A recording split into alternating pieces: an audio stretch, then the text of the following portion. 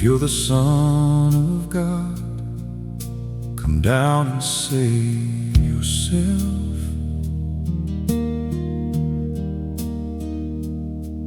And the angels stood in heaven, waiting for the word.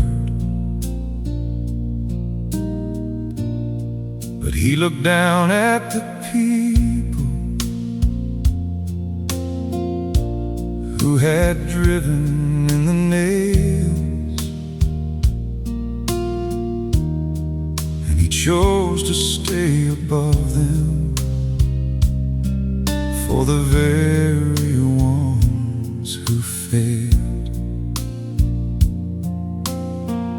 I've read that passage 1,000 times, but it breaks me every time anew that the moment he could prove them wrong was the moment he chose you.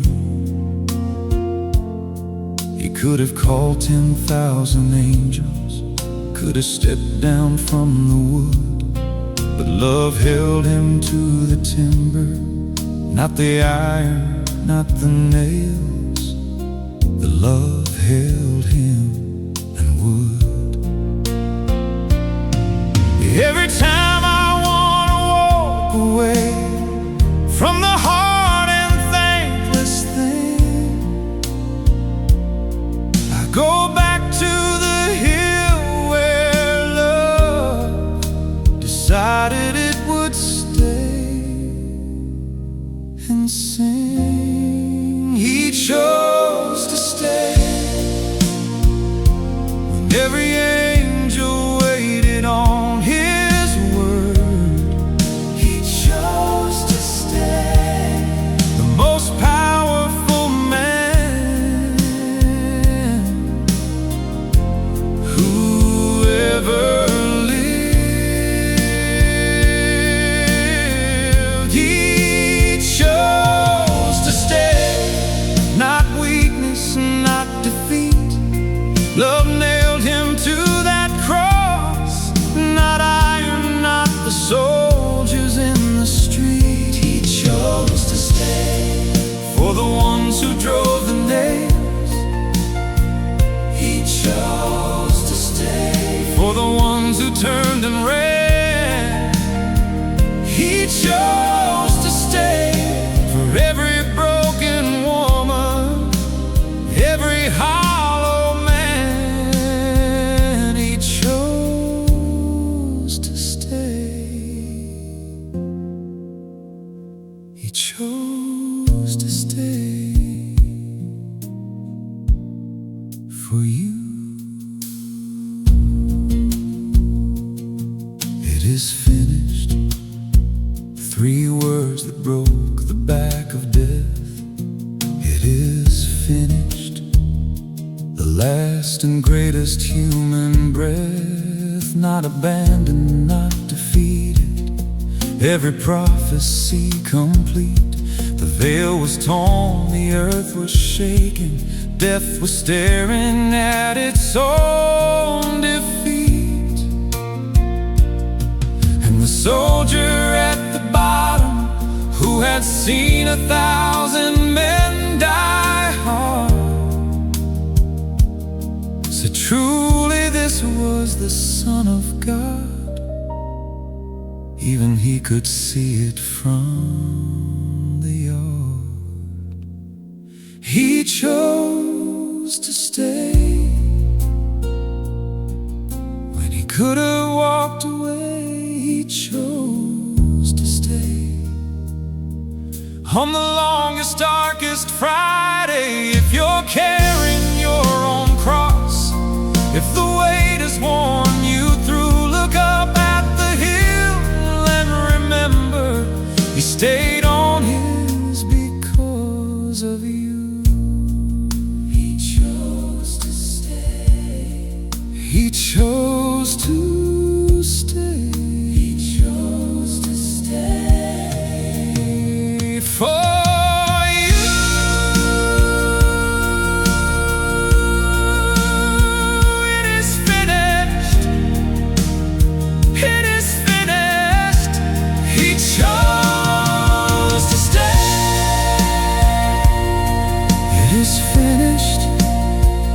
set it for you. He chose to stay. He didn't have to. He chose to stay for you. He chose to stay.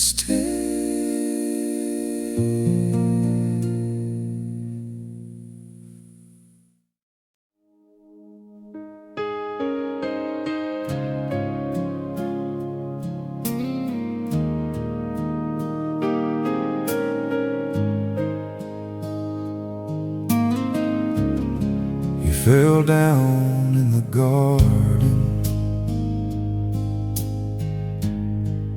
on the night before the cross, while the ones he loved were sleeping, and the darkness counted cost. He prayed until his sweat became like drops of blood on stone, and the Father heard his asking, but he didn't take the cup away alone.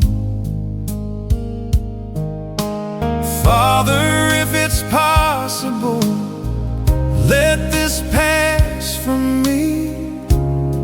The most honest prayer ever spoken in the history of humanity. Not my will, but yours be done. He said it once, he said it 3 times more. When he rose up from that garden, he had chosen what he was dying for. The cross was won in the garden before the soldiers ever came. The battle wasn't on the hill, it was in the ground where he said your name. The garden before the cross is where surrender happens. The garden before the cross is where the will is broken open. Not my is the hardest prayer a man can pray, but the garden before the cross is where the Father meets you anyway. If you're kneeling in a garden, if the cup feels too severe, pray the prayer he prayed before you. The Father's listening, the Father's here. The garden before the cross. The disciples fell asleep when he needed them awake, and I've been those disciples every time I couldn't stay. Every time the prayer got hard enough that I chose to sleep instead. But he went to the cross regardless of who stayed and who fled. And he comes to every garden where a broken person kneels, and he says, not your will but mine is the prayer that heals. The garden before the cross is where surrender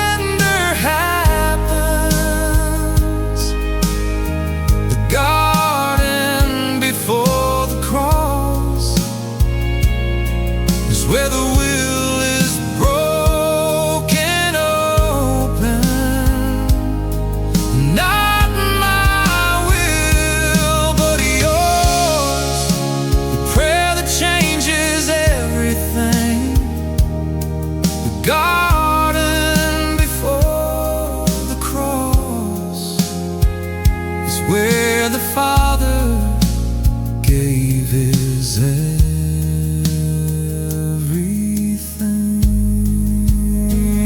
If your garden feels like dying, if the cup won't pass away, kneel the way he knelt before you.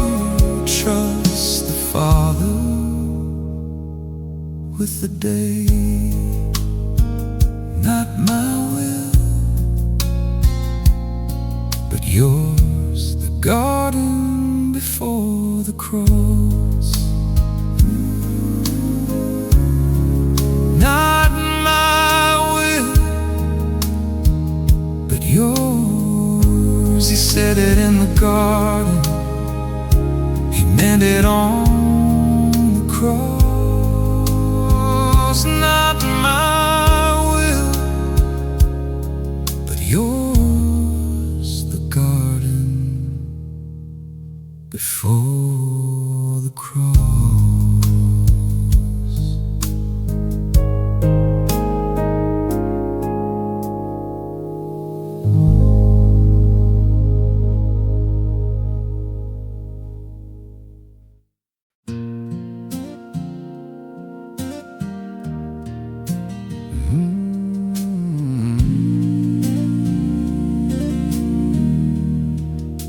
The door's been closed a long time, not a lock, just left alone.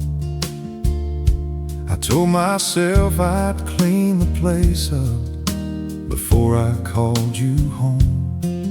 But the dishes are still waiting, and the floors are worn and bare, and I'm tired of preparing for a God who doesn't care about the mess in there.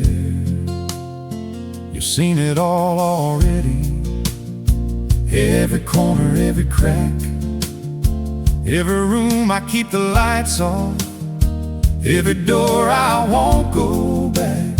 So I'm done with the pretending, done with making it look right. Come on in the way it is, come on in tonight.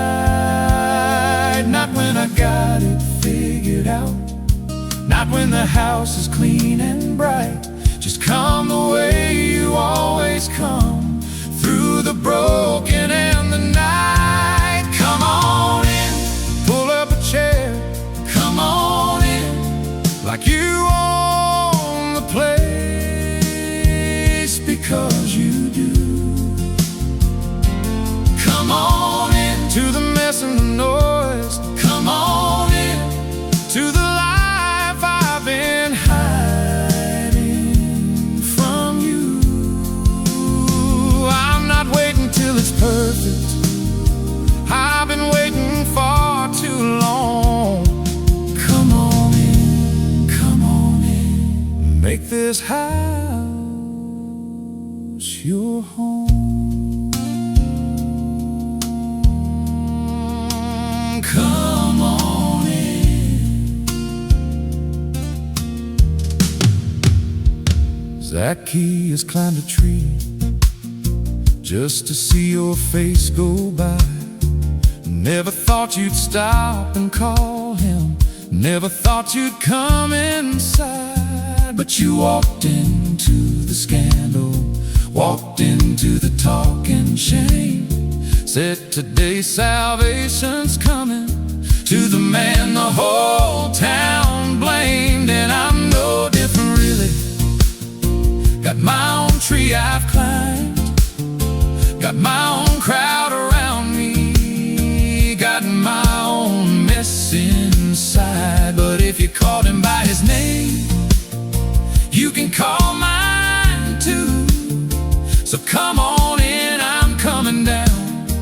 I've been waiting here for you. Behold, I stand at the door and knock. You wrote it, I believe it, but I've been the one who's kept it shut, too proud or too ashamed to read it. So tonight I'm swinging it wide open, every room every floor. Nothing hidden, nothing locked. Come on in and take the tour. Come on in, pull up a chair. Come on in, like you own the place, because you do. Come on into the mess and the noise. Come on in to the life I've been hiding from you. Every room is yours tonight, every corner, every wall. Come on in, come on in. Be the Lord of all of it. Come on in. Make this house your home.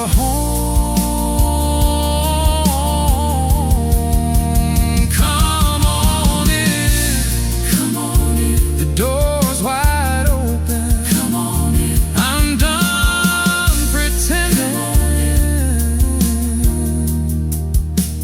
Come on in. Make this home yours. Come on in.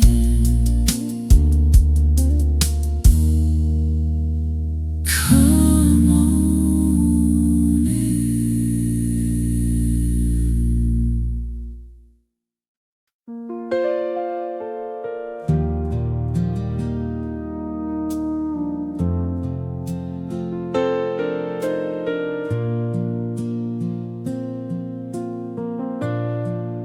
He counted out the silver in the dark where no one saw. 30 pieces for the teacher, 30 pieces, nothing more. He'd walk 3 years beside him, watch the blind receive their sight. But something turned inside him, somewhere between the day and night. I don't know what broke in Judas, don't know where the road went wrong, but I know the place inside a man where betrayal starts to grow alone. The small compromises adding up, the heart that slowly goes to stone. The moment when you sell the thing you love for something you can't take back home. The difference wasn't in the sin, both Peter and Judas fell that night. The difference was the one who turned and ran back to the light. 30 pieces was all it cost to walk away. 30 pieces, and he threw them down in shame. Peter wept and came back running. Judas wept and stayed in the dark.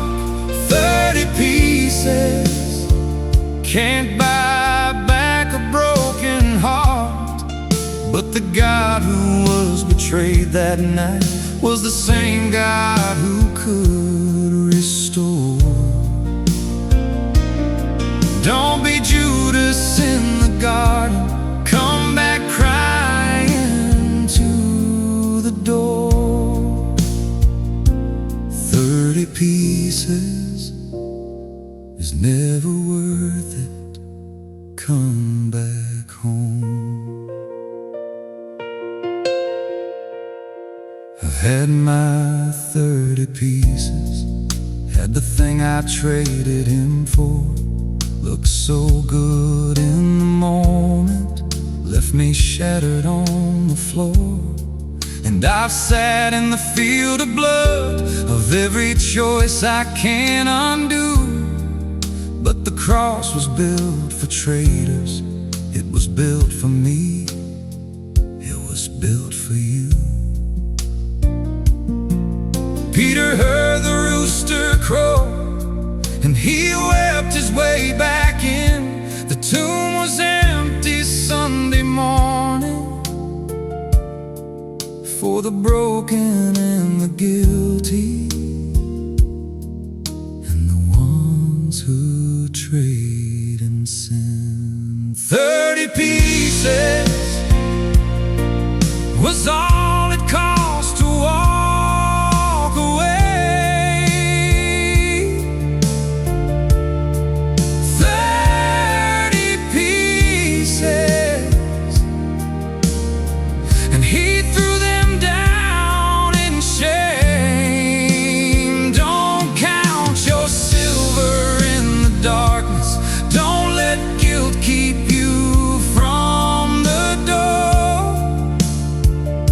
The God who was betrayed by Judas rose on Sunday to forgive us more.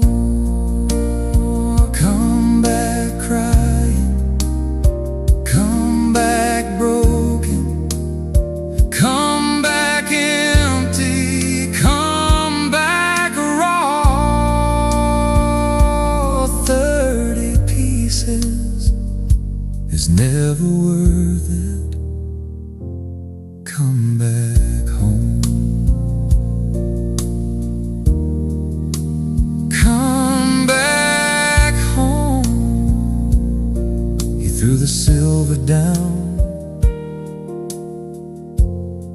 but it was too late, he thought. It's never too late.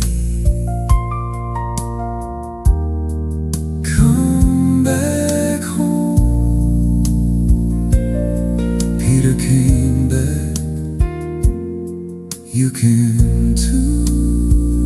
Come back home. Come back home.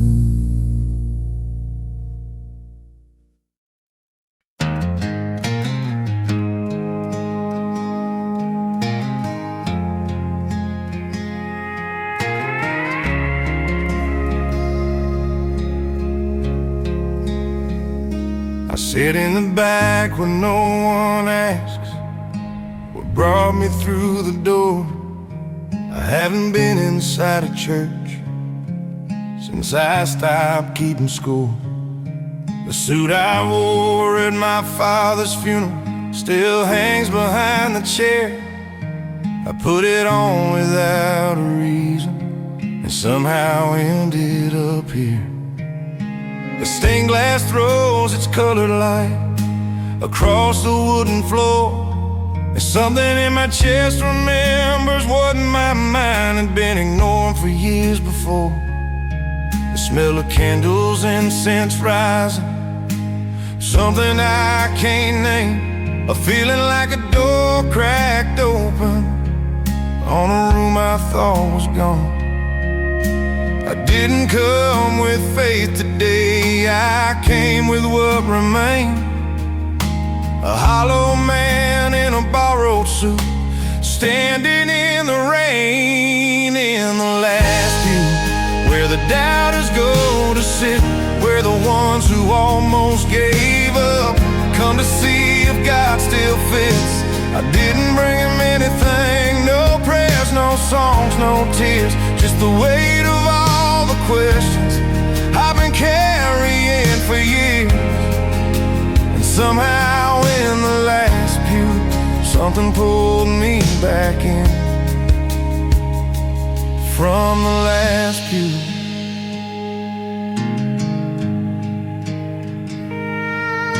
The priest was old and unhurried.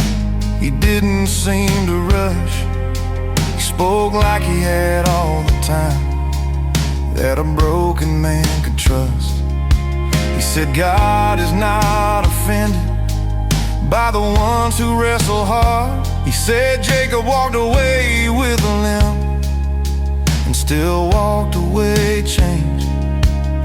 And I thought about my father, how he knelt beside his bed every single night before he slept, with the words he never said out loud, but God could hear them.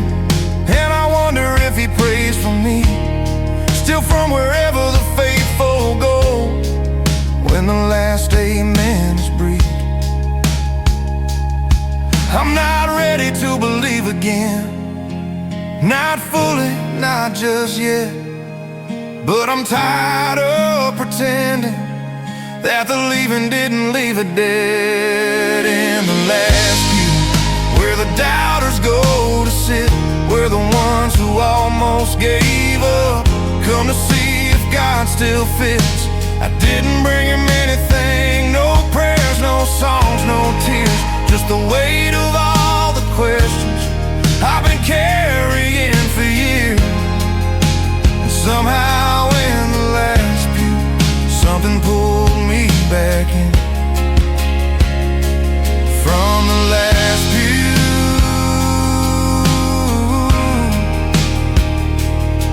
Maybe faith was never meant to be a thing you always felt. Maybe it's the showing up when everything inside you melts. Maybe God sits in the last pew on the days he watches me, waiting for the hollow man to finally let him be. I don't have to have it figured out, I don't have to be made whole to sit in this old wooden church and offer him what's left of my soul. And when the bells rang out at communion, I stayed right where I was, but something in me leaned in closer, something in me said almost. I watched him walk the center aisle, hands folded, heads bent low. Old women, young men, tired mothers, all carrying what I know. And for just a moment I forgot that I was the one outside, because grief looks the same at the altar as it does when you're trying to hide. In the last pew, where the doubters go to sit, where the ones who almost gave up come to see if God still fits. I didn't bring him anything, no prayers, no songs, no tears, just the weight of all the questions I've been carrying for years. And somehow in the last pew, something pulled me back in from the last pew.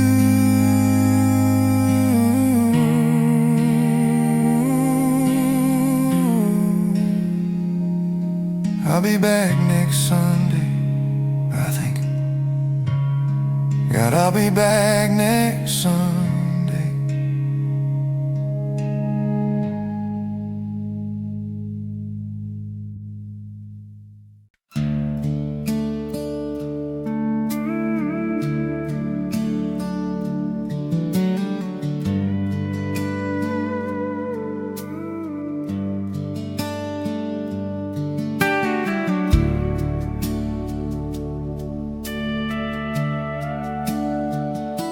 Before the world had seen her face, before her name was known, a silent grace was poured like light upon a child unborn.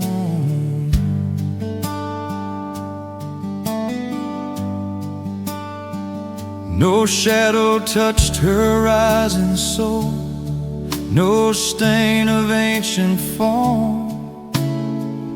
Father's mercy moved in time before the curse could come. Not by her own deserving, but by redeeming love, full of grace from the dawn, chosen before the sun, preserved by mercy's hand for the coming Holy One. Oh, daughter clothed in light, oh, promise kept in flame from the first breath of your life. He called you by your name. Not distant from our human pain, not lifted far above, but first redeemed by saving grace through future saving love. The serpent's head beneath her feet, the ancient lie undone, a new beginning softly grew before her life begun, prepared to bear the Savior, the spotless Lamb to come, full of grace from the dawn, pure as morning air, a garden kept for God alone, where heaven chose to dwell. Oh, Ark of Covenant, oh, living temple flame from the first breath of your life. He called you by your name. In view of Calvary's mercy, in view of coming blood, the cross reached back through history and cover her with love, not separate from redemption, but first to be made whole. The victory of Christ began within her hidden soul.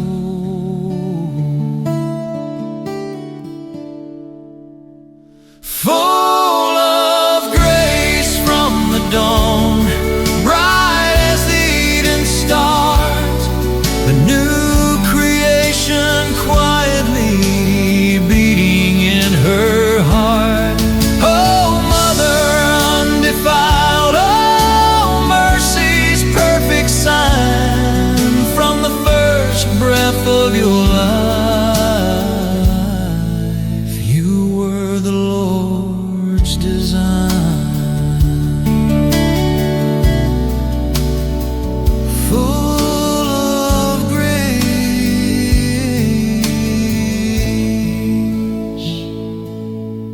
Pray for us.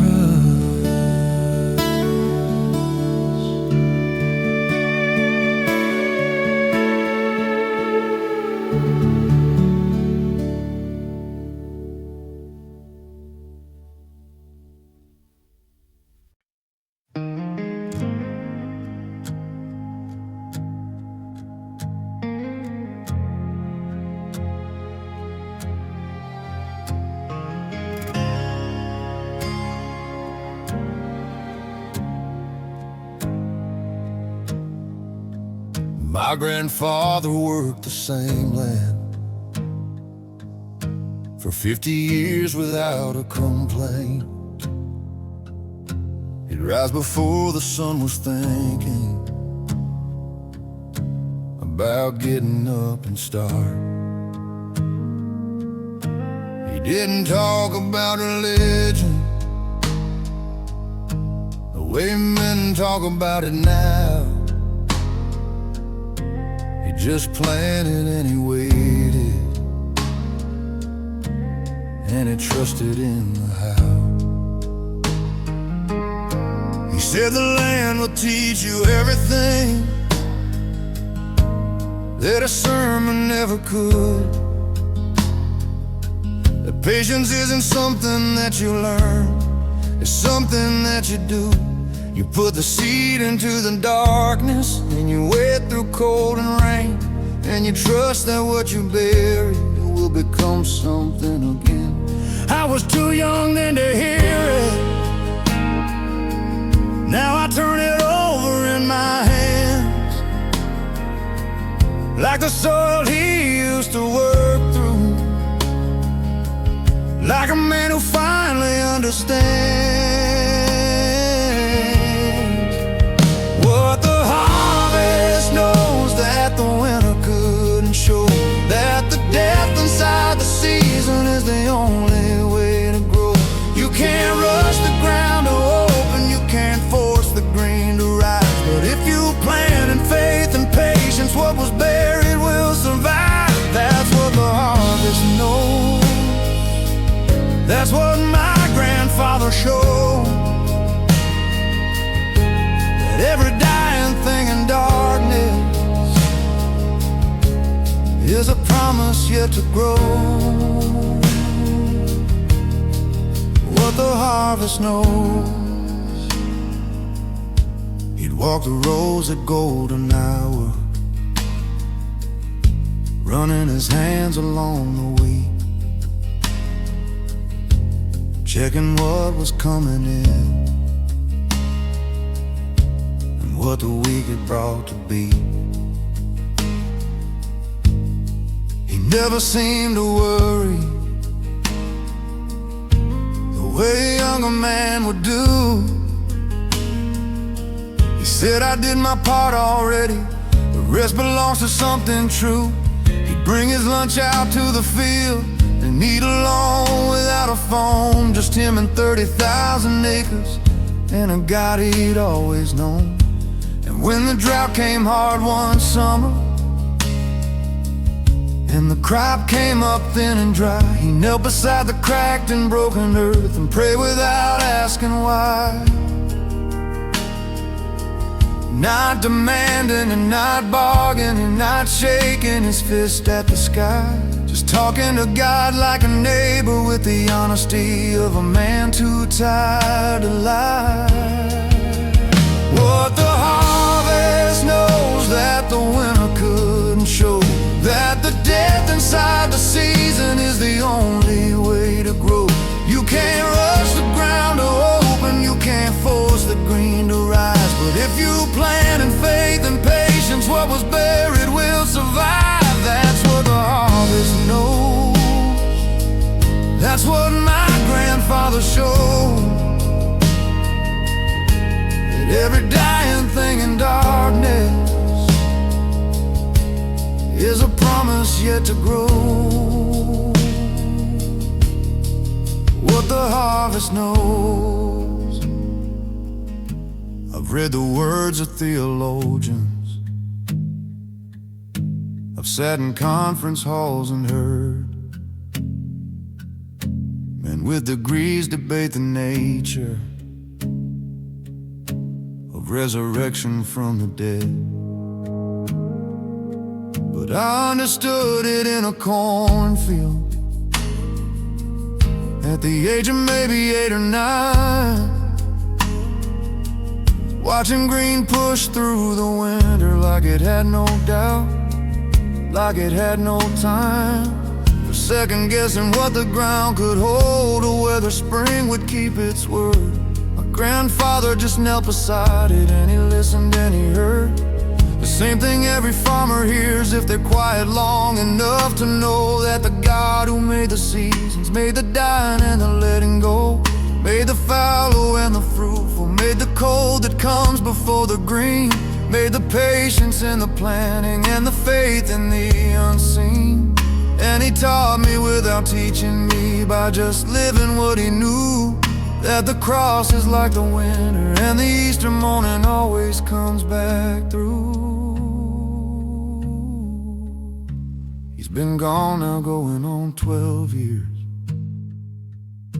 The land passed to my father's hands, and my father passed it down to me with all its rocks and reprimands. And every spring when the ground softens and I walk the rows alone at dawn, I hear him in the silence of the soil. I hear him in the way the light comes on. I do my part and trust the rest. Plant my seed and pray. I watch the green push through the cold a little more with every day. I think about the things I've buried in the darkness of my own hard years, the grief, the doubt, the dry and fallow seasons, and how the green always reappears. What the harvest knows that the winter couldn't show, that the death inside the season is the only way to grow. You can't rush the ground to open, you can't force the green to rise, but if you plant in faith and patience, what was buried will survive. That's what the harvest knows. That's what my grandfather showed. That every dying thing in darkness is a promise yet to grow. That the cross is like the winter, and the tomb is like the ground, and the Easter always follows every time the seed goes down. What the harvest knows, planted in the dark. Trust the ground, trust the God who made the ground.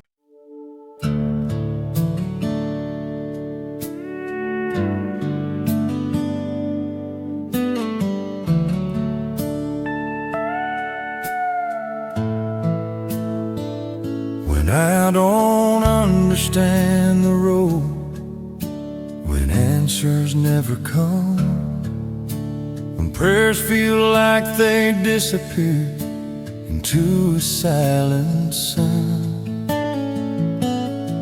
when doors close without warning, when dreams fall through my hands, when everything I thought was sure slips like shifting sand.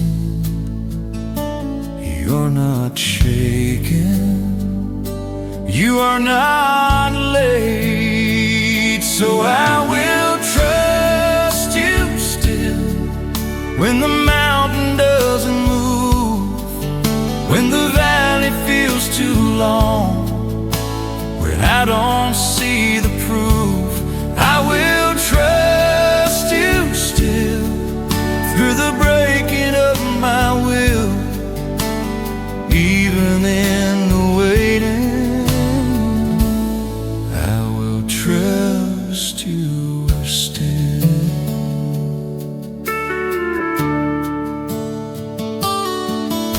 When sickness shadows daylight, when loss cuts deep and wide, when fear begins to whisper lies that hope has slowly died,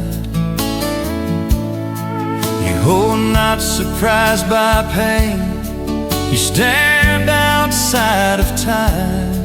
You see the ending from the start and call it all divine.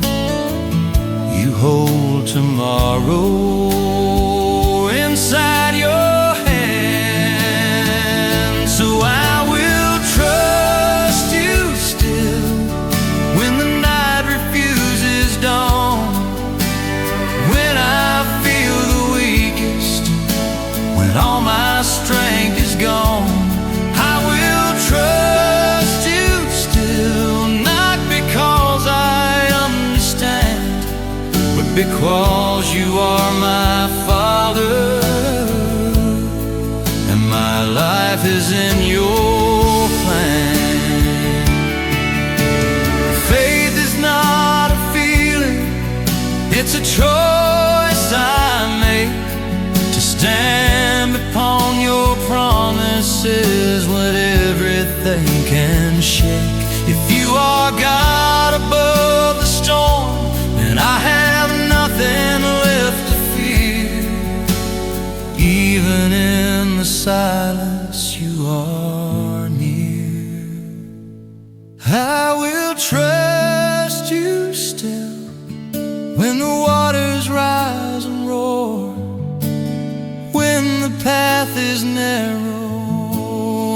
can't see the shore, I will trust you still till my final breath is filled with the quiet of surrender. I will trust you still. You are faithful. I will trust you.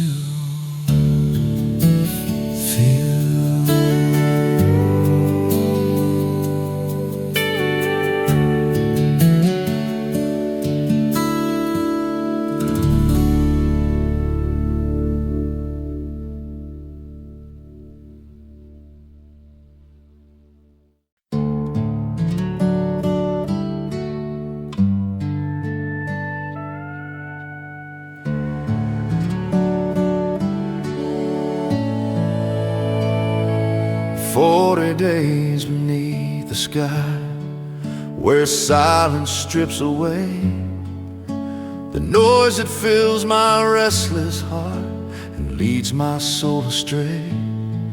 No crown of ease, no feast of pride, just ashes on my head. A fragile man before his God, on living daily bread. Strip away what blinds my eyes, burn away disguise. Lead me through the desert, Lord,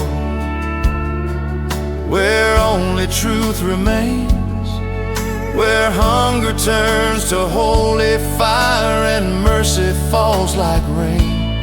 Break the stone around my heart till grace can enter in. 40 days to lose myself and rise with you again.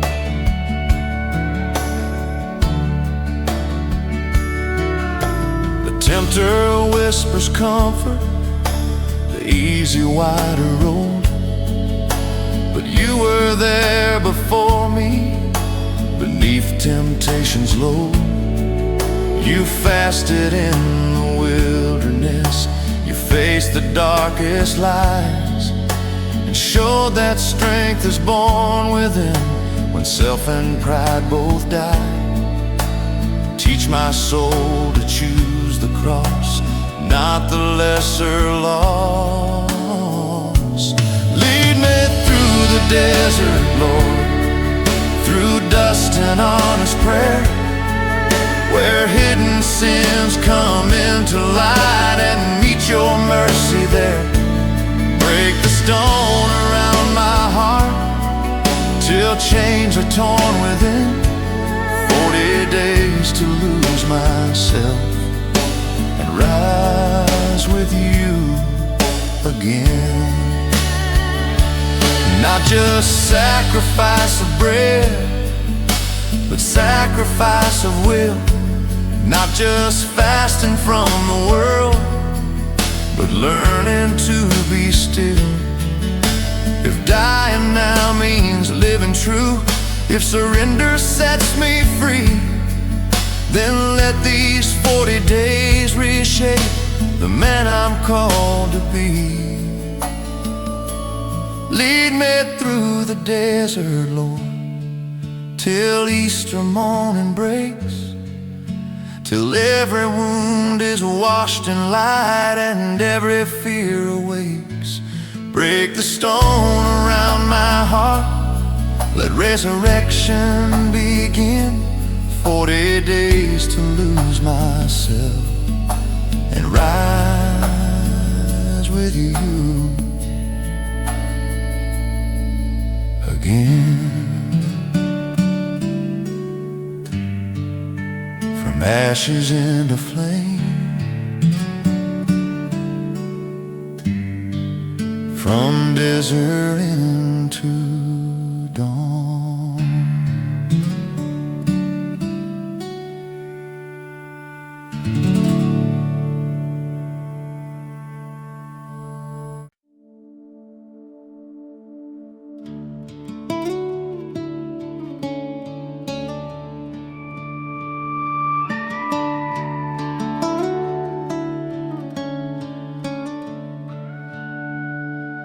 40 days beneath the sky, where shadows stretch and grow, each step a quiet sacrifice on a narrow road below. The cross stands on the horizon, the hill is drawing near. Some days my faith feels steady, some days it shakes with fear. But you are walking with me through every in-between. This is the long walk to Easter, through desert and through flame, through silence and surrender, through calling out your name. It's not the road of comfort, it's not the easy way, but every step of dying leads closer to that day.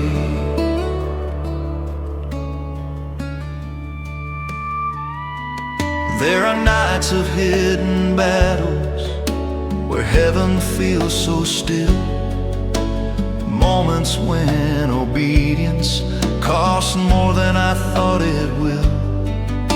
Yet in the dark awaiting, a promise still remains. The stone has not been lifted, but hope is in the pain. You never waste the valley, you shape me in the trial. This is the long walk to Easter, through weakness and through loss, through learning how to follow the shadow of the cross. It's fasting and forgiving, it's bending pride to pray, it's dying to the old man so light can find its way. If Friday feels like ending, if silence fills the tomb, if heaven seems to hide its face in grief's unbroken room, still dawn is on the calendar, still mercy waits to rise, still death does not get final word before new life arrives. This is the long walk to Easter, but it will not end in night. For every cross that we embrace will burst in living light. Through desert, dust and darkness, through every tear we shed, the road that leads through Calvary leads to life instead. The stone will roll away.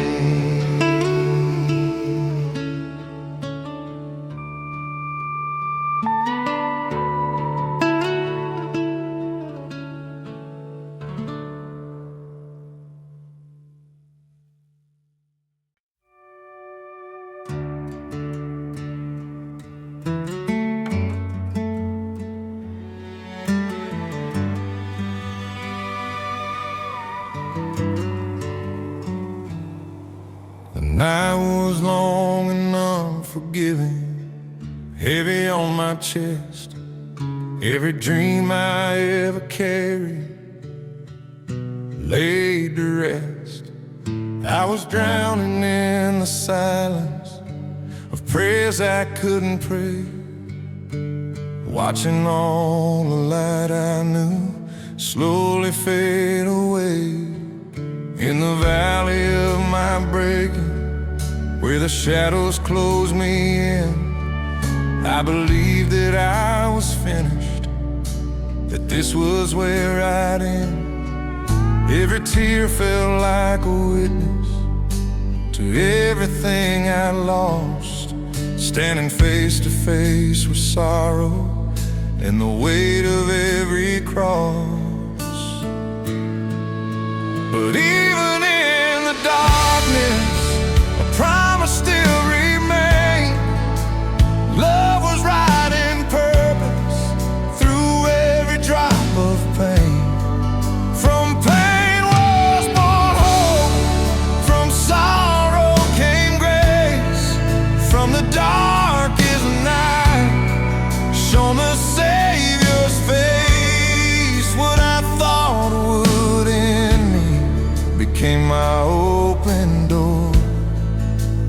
pain was born hope,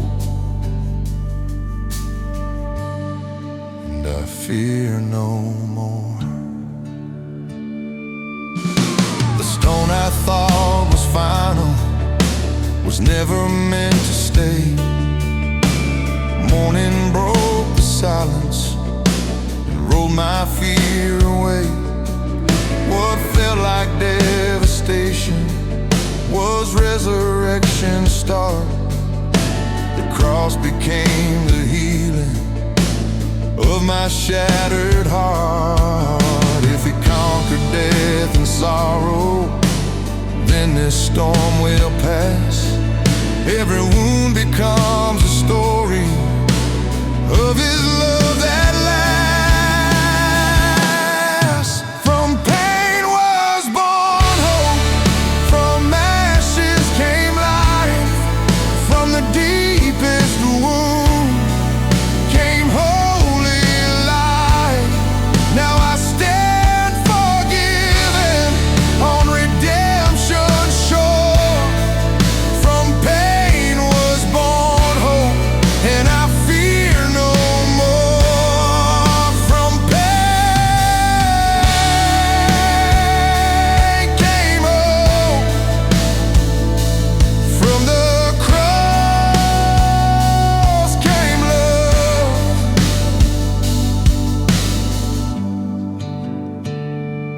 From pain came hope, from the cross came love.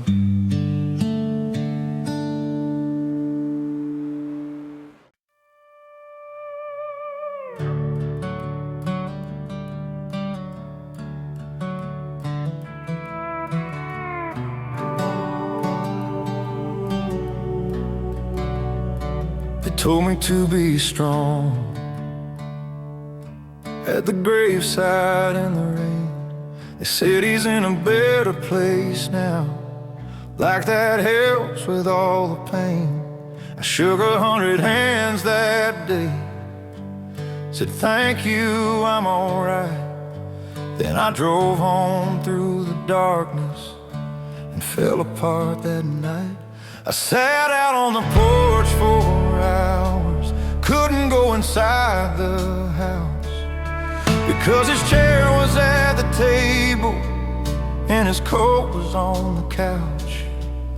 And I'm not the kind of man who knows what tears are for, so I just sat there in the cold, not knowing anymore. Nobody taught me how to grieve, nobody showed me that it's okay to fall completely to pieces and bring the pieces to God and say,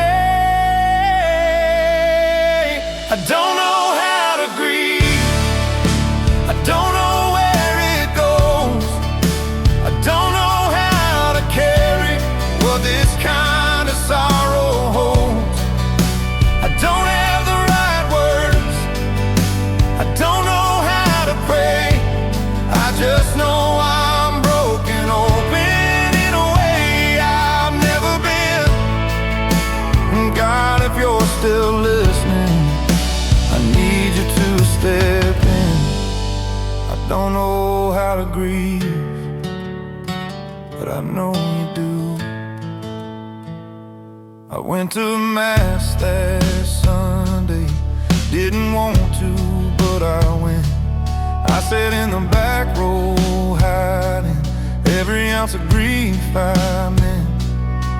And when they read about the raising of the man 4 days in the tomb, I felt something crack inside me, like a window in a dark room.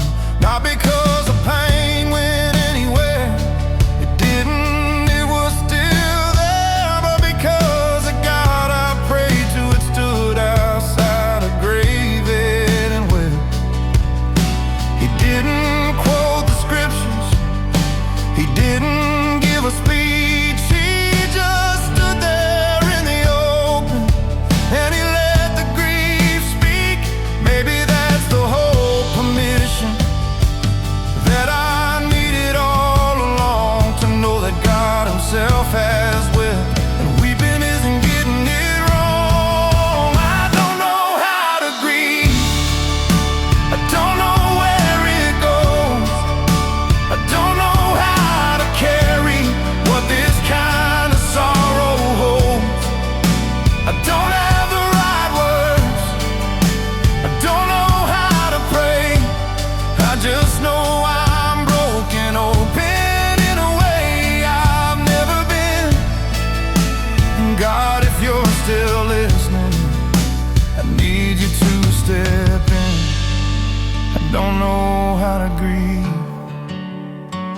but I know you do.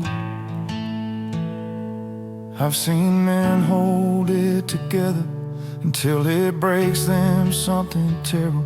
I've seen the ones who never cried pay for it in ways not visible. The drinking that starts quiet, the anger with no name, the distance in a marriage that nobody can explain. And I think we were all handed a lie somewhere along the line, that a man who shows his sorrow is a man who's left it all behind. But David wept in the Psalms, and Job sat in the ash, and Jesus stood at Lazarus' tomb and let the tears come fast. So I'm learning something different now than what I learned to be, that the strongest thing I've ever done is kneel here and let myself grieve, that the bravest prayer I've offered had no words, just tears, that God can hold the broken places that I've been hiding all these years. It's been 8 months since the funeral. Some days I almost forget, then I hear his laugh in someone else, and the whole thing comes back in. I've stopped pretending I'm alright. When people ask me how I am, I've started saying I'm still in it and meaning it. My son caught me crying once at the kitchen table alone.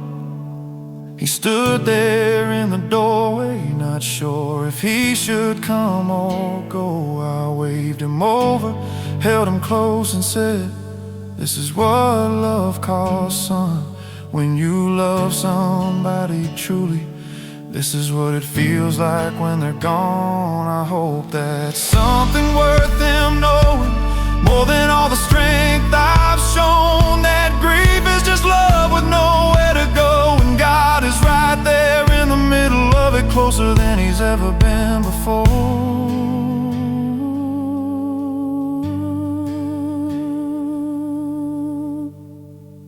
I don't know how to grieve, I don't know where it goes, I don't know how to carry what this kind of sorrow holds. I don't have the right words, I don't know how to pray, I just know I'm broken open in a way I've never been. And God, if you're still listening, thank you for stepping in. I didn't know how to grieve, but you did. You always did. Jesus wept, 2 words that gave me permission. Jesus wept, and so can I.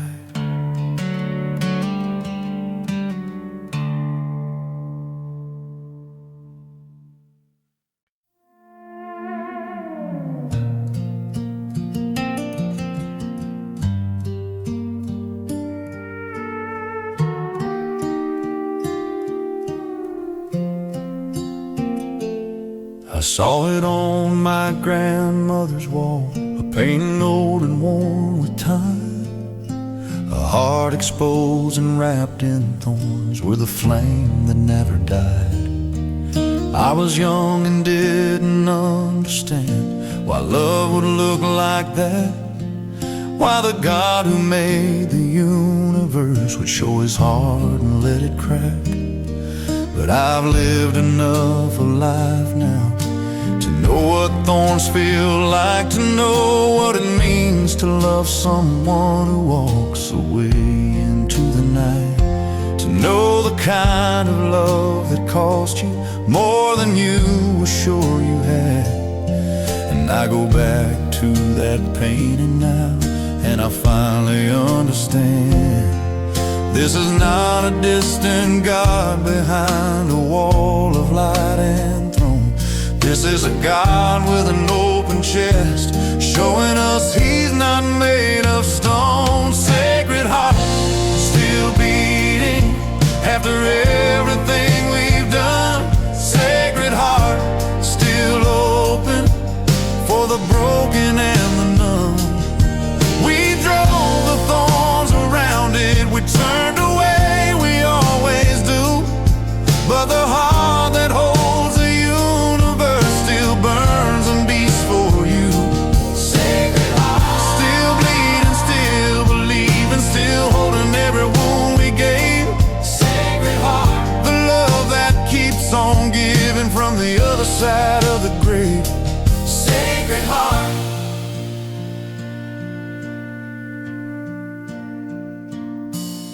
He showed it to a young nun in a quiet room in France one night. He said, look at what they've done to me and how I love them still despite the coldness and the turning, the indifference and the pride. I keep coming back with everything pouring from my side.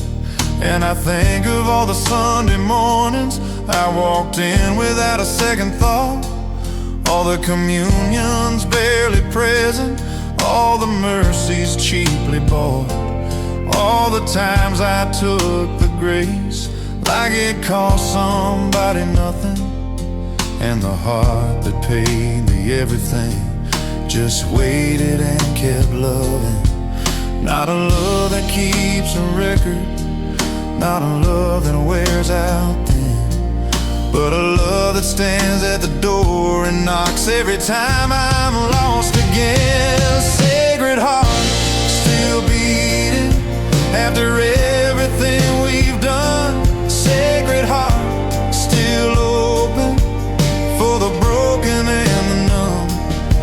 We drove the thorns around it, we turned away, we always do. But the heart that holds the universe still burns and beats for you. Sacred Heart, still bleeding, still believing, still holding every wound we gave. Sacred Heart, the love that keeps on giving from the other side of the grave. Sacred Heart, come to me all you who are weary, come to me all you who are worn, come and rest inside the Sacred Heart that was broken so that yours could be reborn. The thorns were not just Roman soldiers, the thorns are every wound we gave, every cold and hard and careless moment, every time we chose ourselves that day. But the flame above the thorns keeps burning, that's the part that breaks me every time that the damage and the love coexist there, that the wound and the warmth share the same design, because that's what love actually looks like. Not the easy, not the clean, not the fine, but the open, bleeding, burning Sacred Heart that chose you one more time. And I wanna love like that. God help me love like that, to keep the door of my own heart open even when it's been attacked, to let the fire burn above the thorns of everything that's cost me and will cost, to love the way the Sacred Heart loves, like no one and nothing is too far lost. My kids will inherit this faith with all its beauty and its weight, and I want them to know the Sacred Heart before the world gets to them first and late. I want him to see the painting not as something old and strange and dim, but as the truest thing about the God who made them and still burns for them. So I hung it in our hallway where they pass it every single day, and sometimes one of them will stop and look, and I wait to hear what they will say. And my youngest touched the thorns one morning and said, "Dad, does that hurt him still?" I said, "I think the love is stronger than the hurt, and I think it always will be. A Sacred Heart still beating after everything we've done. Sacred Heart still open for the broken and the numb. We drove the thorns around it, we turned away, we always do. But the heart that holds the universe still burns and beats for you. Sacred Heart still bleeding, still believing, still holding every wound we gave. Sacred Heart, the love that keeps on giving from the other side of the grave. And if your heart is cold and heavy, if the thorns are all you feel tonight, look for the flame burning above them. That's the love that never lost the fight. Sacred Heart still beating, still burning, still yours. Sacred Heart Still beating, still burning for you. After everything, Sacred Heart still beating. The thorns couldn't stop it, the cold couldn't stop it. Still yours. Sacred Heart Still beating, still burning, still yours, always yours.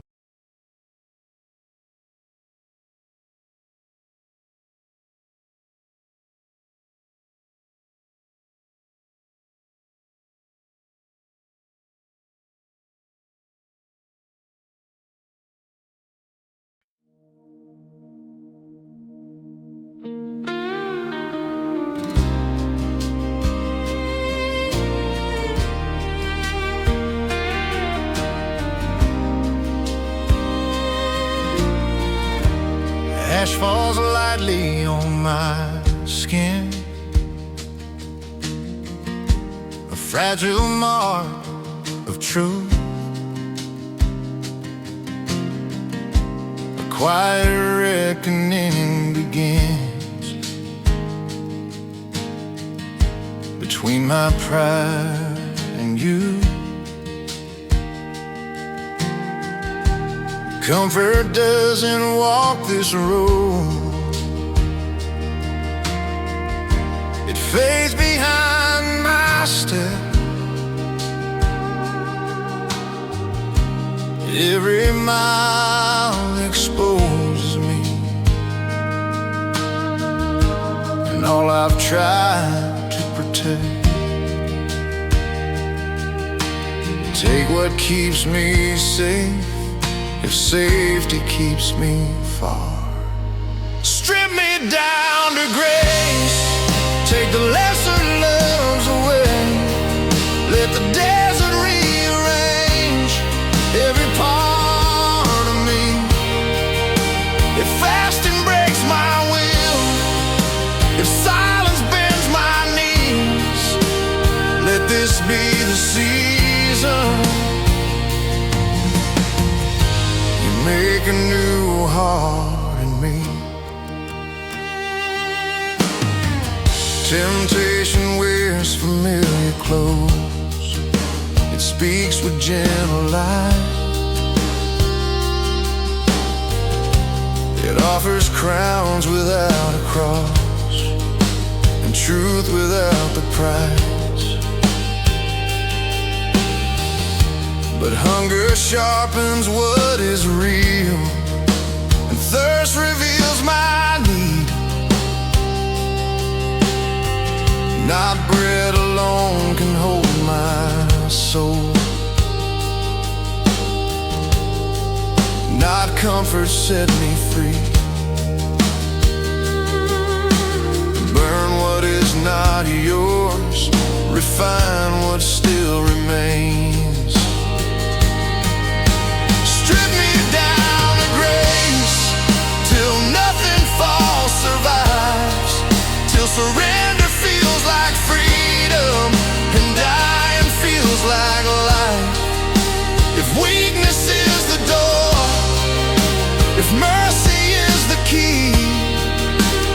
let this be the season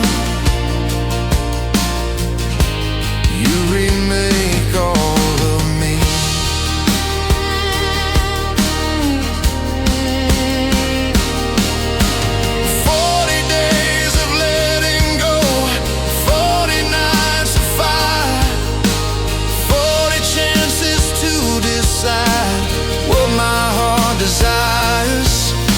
If I must walk through Calvary before I see the dawn, let me walk it honestly till every mask is gone.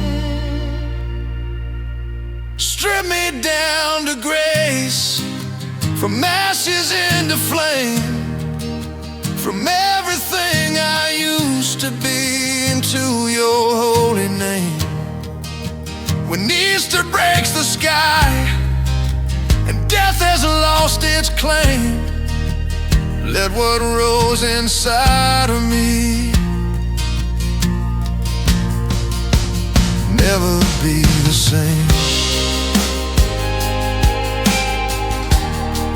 From ashes to grace.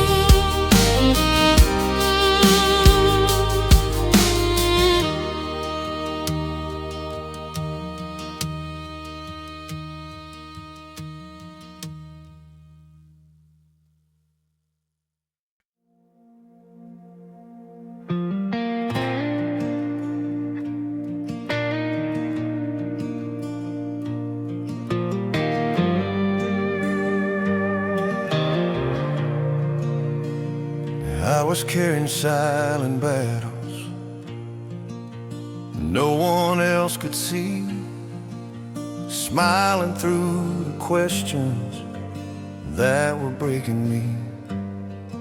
Every prayer felt unanswered, every door seemed closed. I was losing strength inside more than anyone knows. Nights were long and heavy, faith was hanging by a thread. I believed the lie that hope itself was dead. Pieces of my future scattered on the floor. I didn't know if I could fight the pain anymore, but mercy met me in the darkness, right where I fell apart. Grace stepped into my weakness and reached into my heart. He healed my wounded heart. He restored my soul where the fear had torn apart. He made me whole from the ashes of my sorrow. His love took control. He healed my wounded heart. He healed my soul.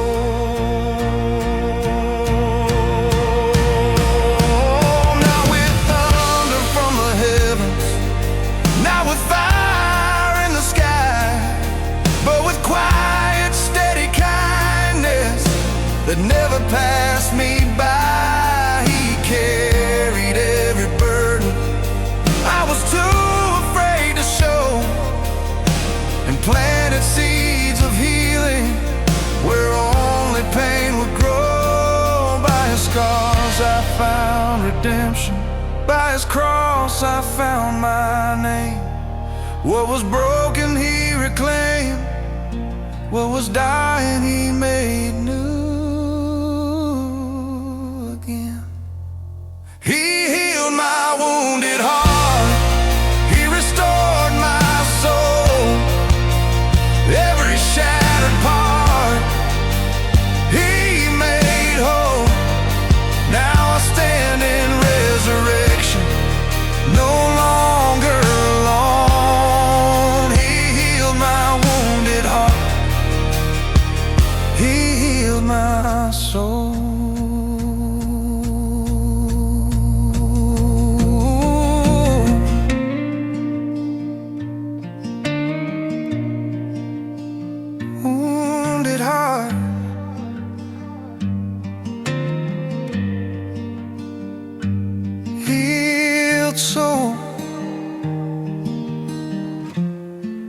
by His love alone.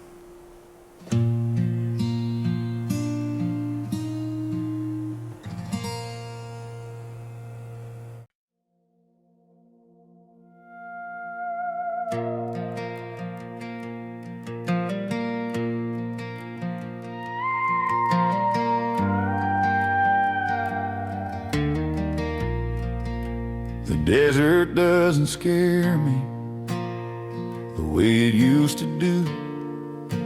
I've learned that empty places are where God breaks through. I laid down what I clung to, I loosened up my grip, and found that what I was holding was keeping me from Him. The ashes on my forehead have long since washed away, but something in the desert decided it would stay. A hunger deeper than the body, a thirst no water feels, the kind that only comes from kneeling on these 40-day hills. I don't fast to prove I'm worthy, I don't pray to earn my place. I just need the noise to quiet so I can see His face. 40 days in the wilderness, 40 nights on my knees, stripping back the things that hide me from the God who sets me free. I don't need the golden comfort, I don't need the easy road. Just meet me in the desert, Father. Take everything I hold. 40 days. He went there before me. He knows every stone. He knows how the silence stretches, how the dark feels alone. He was tempted with the easy, with the power and the crown, but He chose a road of suffering so He could walk me down. Every year I wonder if I'll finally understand that the thing I give up for Lent is the thing that holds my hand. More than bread, more than comfort, more than all I think I need is the face of God at Easter, waiting there to set me free. Strip me down to what is holy. Take the clutter, take the noise. Leave me nothing but Your presence. Leave me nothing but Your voice. 40 days in the wilderness, 40 nights on my knees, stripping back the things that hide me from the God who sets me free. I don't need the golden comfort, I don't need the easy road. Just meet me in the desert, Father. Take everything I hold. 40 days.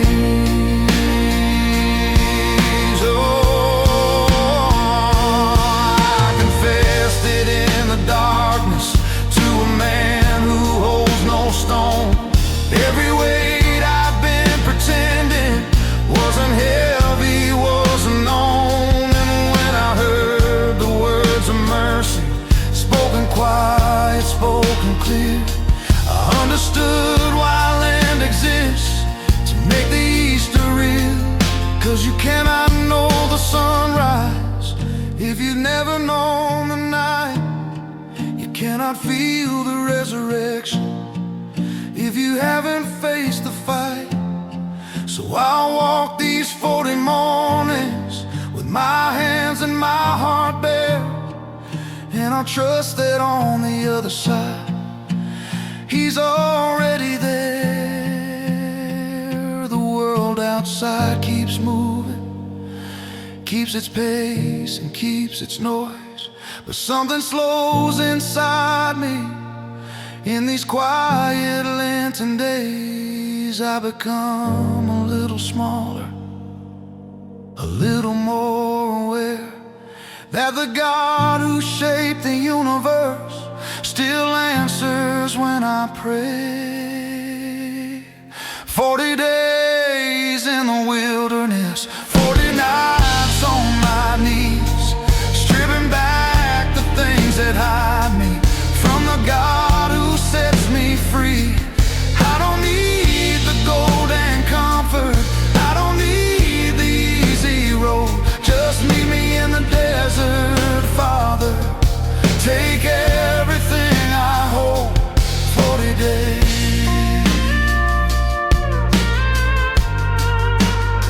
Take everything I hold. Just leave me you.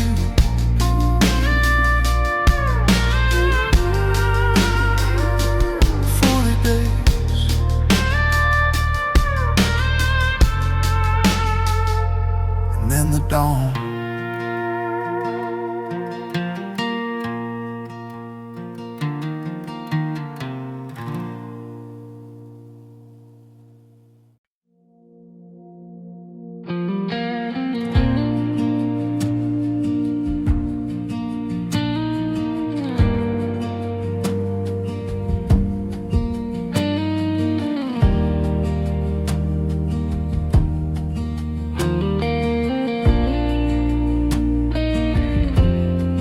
we wrote our vows on a Saturday in front of God and everyone we knew. I promised you forever, with no idea what forever puts you through. The early years were easy, love felt like a summer field, but summer always turns to autumn, and autumn shows you what is real. The arguments we never finished, the silence is too long, the nights I slept beside a stranger wondering where we went wrong. But we had made a promise, not just to each other standing there. We had made it to a witness bigger than the flowers and the air. And somehow that made leaving harder, and somehow that kept me in the room, because a covenant is different from a contract you can choose. Built to last, not built for easy, built for the seasons only love survives. Built to last through the cold and dark December, through the years that tested things alive. We didn't vow to always feel it, we vowed to always choose to stay. Built to last is the only kind of love worth building. Built to last is the only kind worth the wait.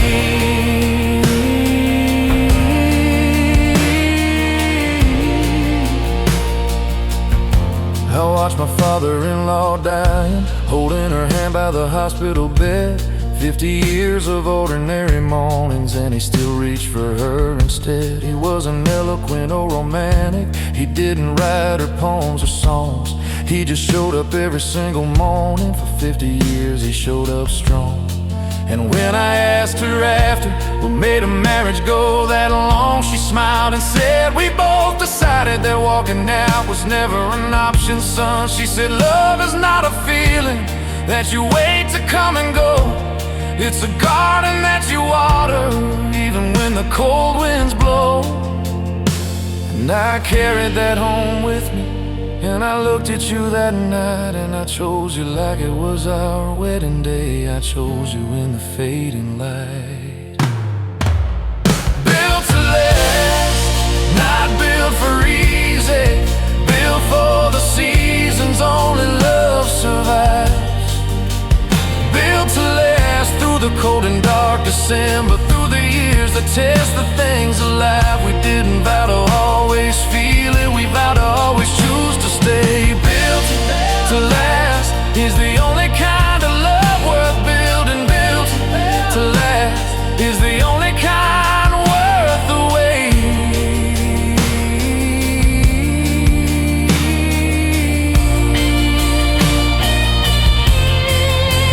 There were mornings I was not the man,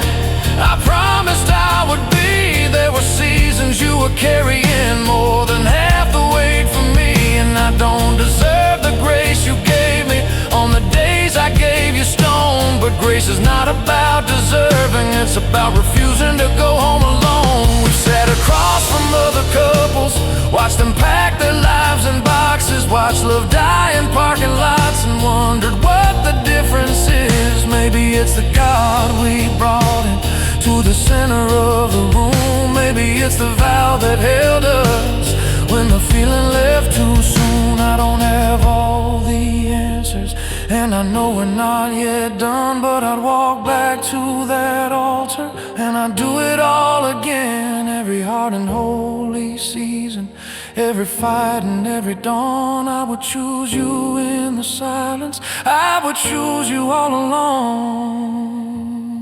Our kids have seen us argue, and they've seen us make it right.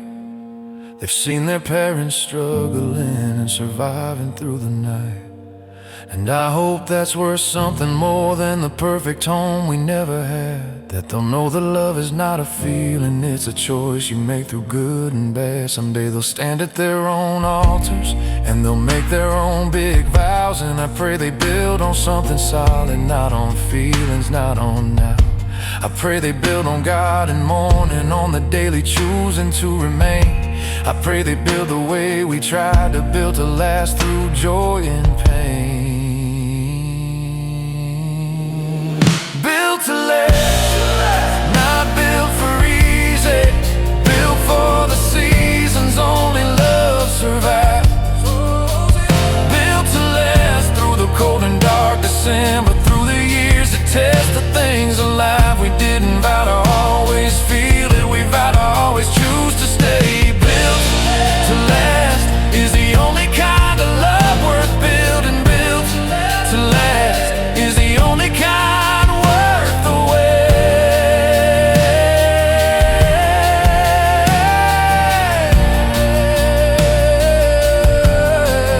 I choose you again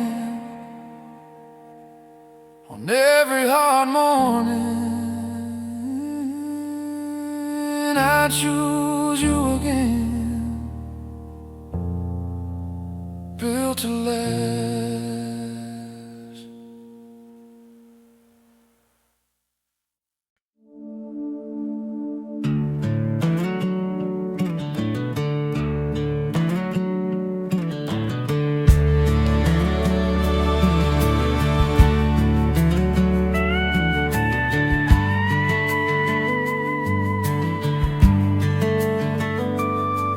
When the night is full of shadows and my heart is full of fear, when the road feels long and lonely and no answer seems near, I lift my eyes to heaven through the silent dark and whisper holy words from the depths of my heart. Mother of mercy, hear my cry. Under your mantle, cover me, hold me in your purity.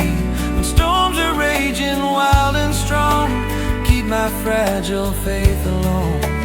Under your mantle, let me stay, guide my steps along the way until I rest in perfect light. Under your mantle tonight.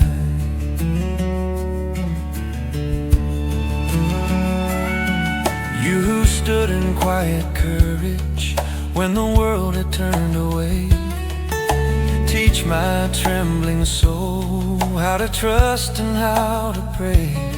When temptation whispers softly and my strength is small, wrap me in your tenderness and lift me when I fall. Mother so gentle, stay near me. Under your mantle, cover me, guard my heart in charity.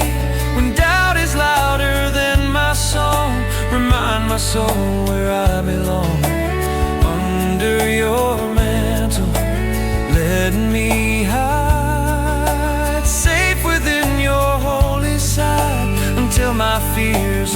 washed away. Under your mantle I will stay.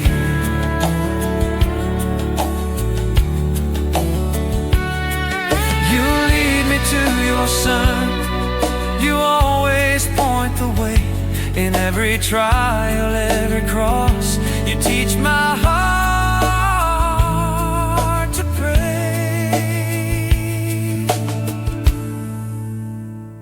Under your mantle I will stand, trusting in the Father's plan. Through every valley, every sea, your gentle hand is guiding me.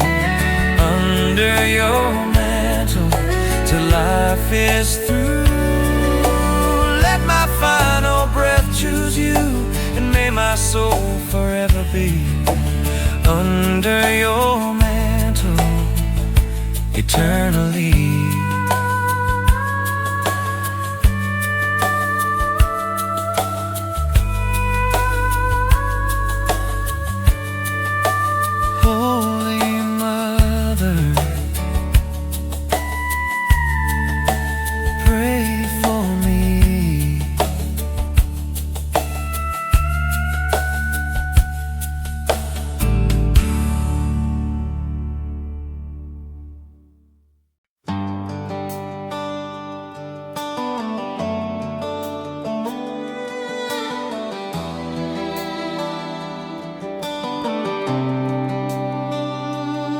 It's not always thunder in the sky, not always tears that fall. Sometimes it's just a quiet weight I carry through it all. A word I choose to hold inside, a pride I lay back down, a silent yes when no one sees, a lost but holy ground. You never said the road was wide, but you walk right by my side. So I'll take up my cross today, not tomorrow, not halfway. In the small and hidden cost, I will follow through the loss. Every burden, every scar brings me closer to your heart. If this road is where you are, I'll take up my cross. It's in forgiving one more time when anger feels so strong. It's loving when I'd rather run. It's choosing right from wrong. It's faith when heaven feels so still, when prayers seem unanswered. It's trusting in the unseen will of my Redeemer. You carried yours of Calvary, now you ask the same of me. So I'll take up my cross today, in the simple, narrow way. When obedience has a cost, I will follow through the loss. Every valley, every start shapes the surrender of my heart. If this road is where you are, I'll take up my cross. It's not the wood, it's not the pain, it's dying to myself again. It's giving up my need to win, to let your kingdom enter in. If losing me means finding you, then break what must be broken through, till all that's left inside my soul is love that makes me whole. I will take up my cross each day, through the storm and through the gray, for the one who bore the loss and turned across to hope. Every step, both near and far, leaves a mark upon my heart. If this road leads where you are, I'll take up my cross. Not my will, but yours be done.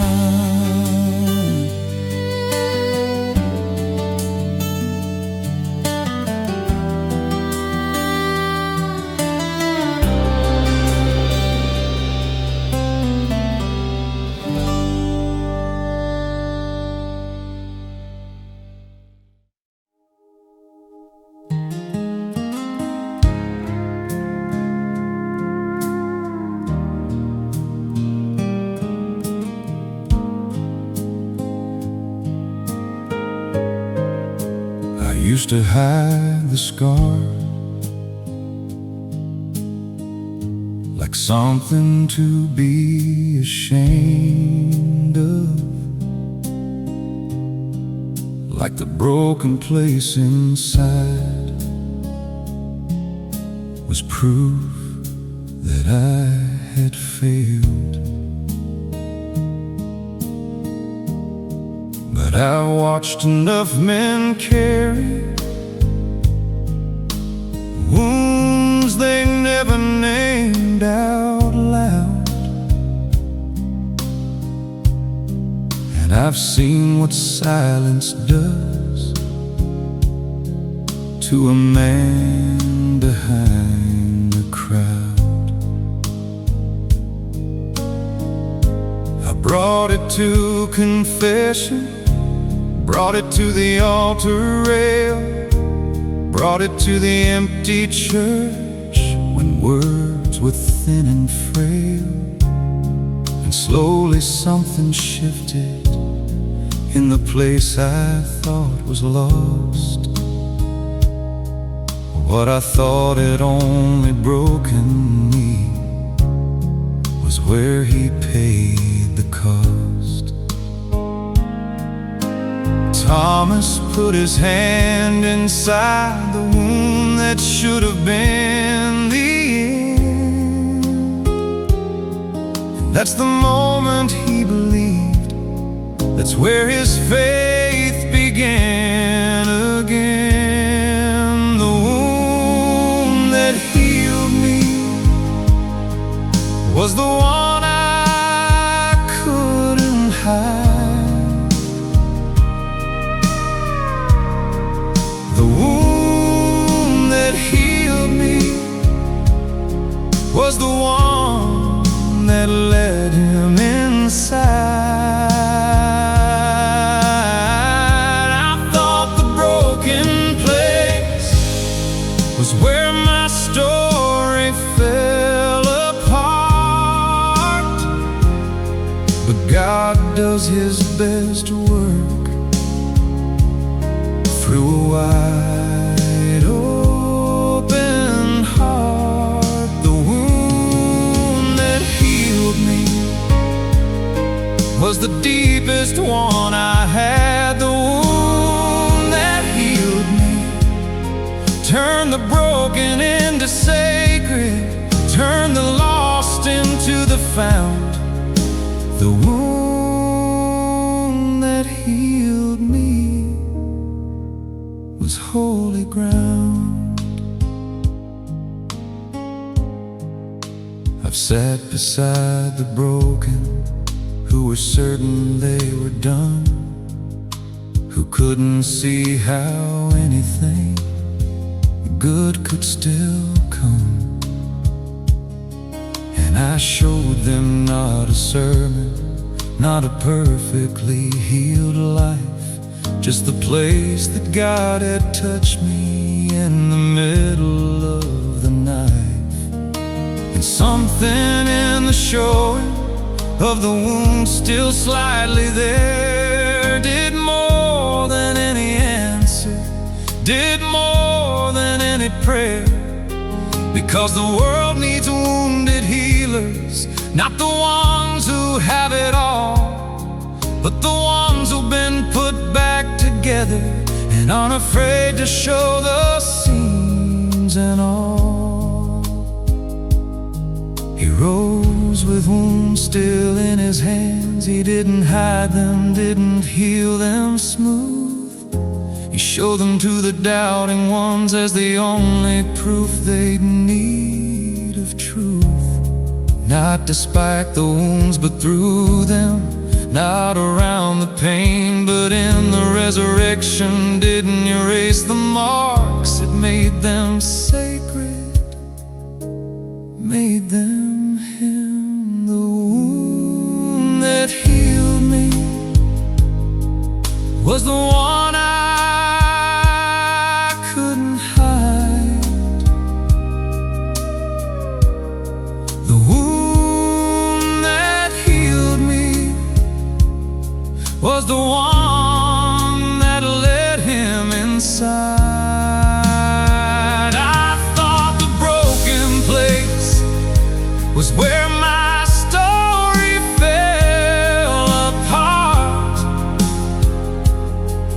God does His best to work through a wide open heart. Don't hide the place He touched you. Don't bury what He's redeemed. The wound that healed you is the most powerful thing you'll ever show this world. The wound that healed you is holy, is His, is yours. He rose with a wound still in His hands. He showed them He wasn't ashamed. The wound that healed you is holy ground. Holy ground. Holy ground.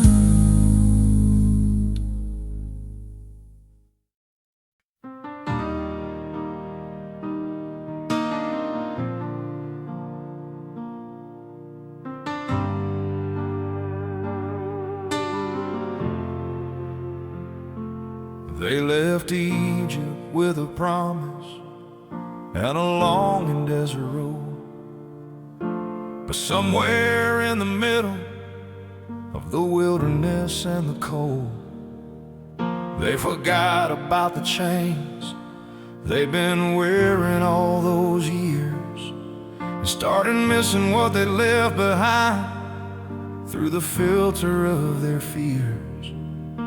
The manna on the ground each morning started tasting like complaint. They said, God, is this the freedom that you promised to your saints?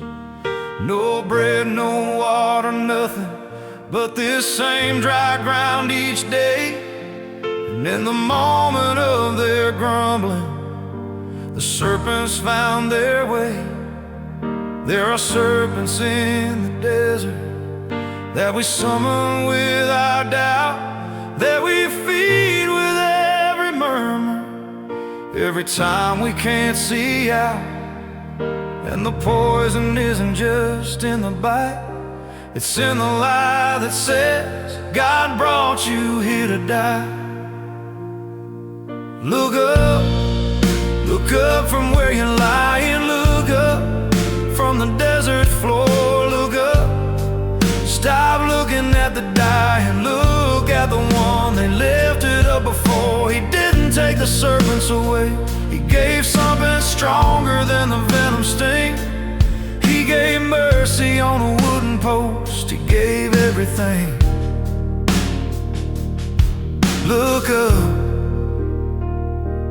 just look up and live.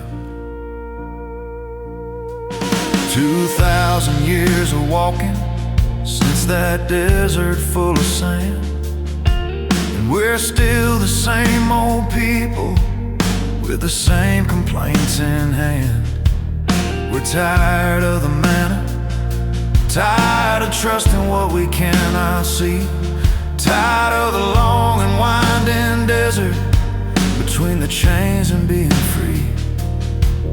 And the serpents come so quietly in the middle of the night, in the bitterness and envy, in the losing of the fight, in the slow and creeping poison of a faith that's turned to stone, in the voice that says you walk too far already, turn around and go back home. But God has never promised that the serpents won't be there. He promised something better than removing every snare. He promised that the antidote was stronger than the bite, that mercy beats the poison every single time.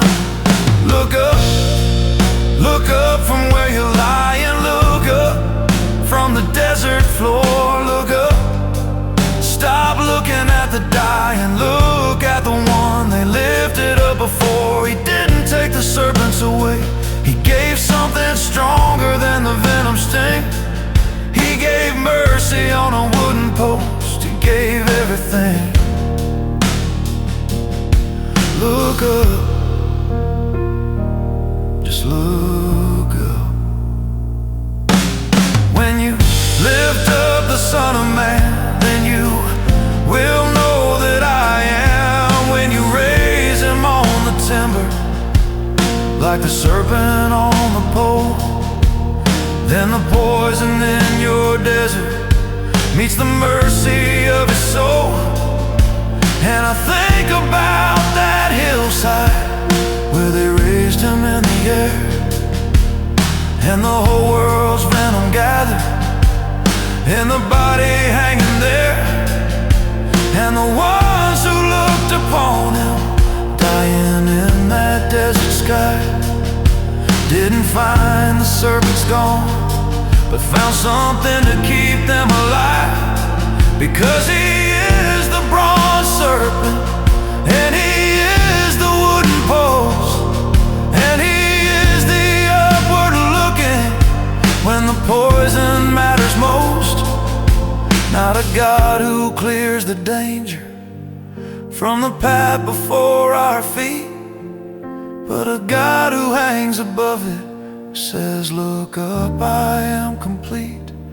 I am the bread you're sick of, I am the water in the sand, I am the thing you're complaining about, and I am the promised land.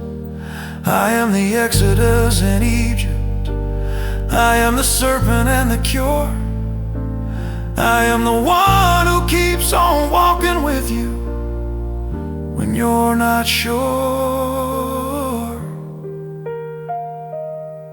I've been flat on desert ground more mornings than I'd like to say, when the faith felt like a burden, not a light to show the way.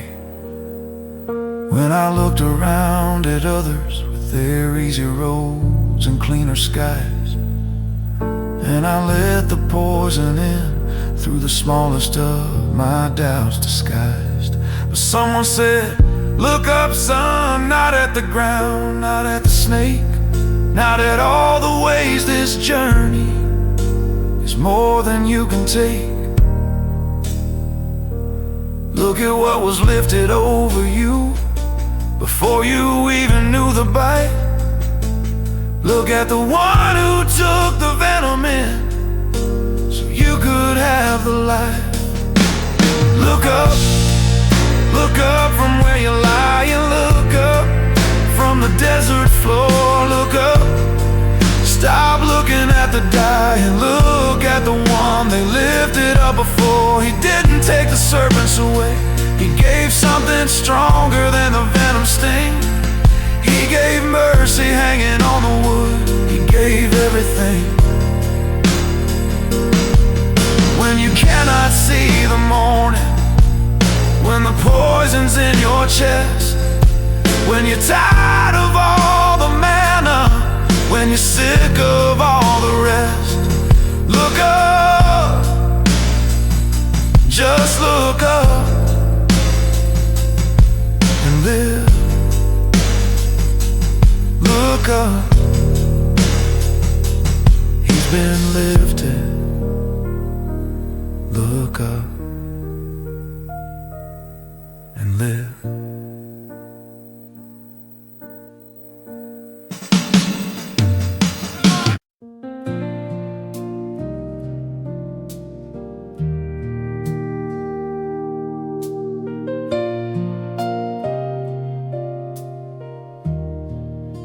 I used to hear you clearly in the early morning hours, somewhere in a year I won't forget, the voice went quiet for months. I pray the way I always did.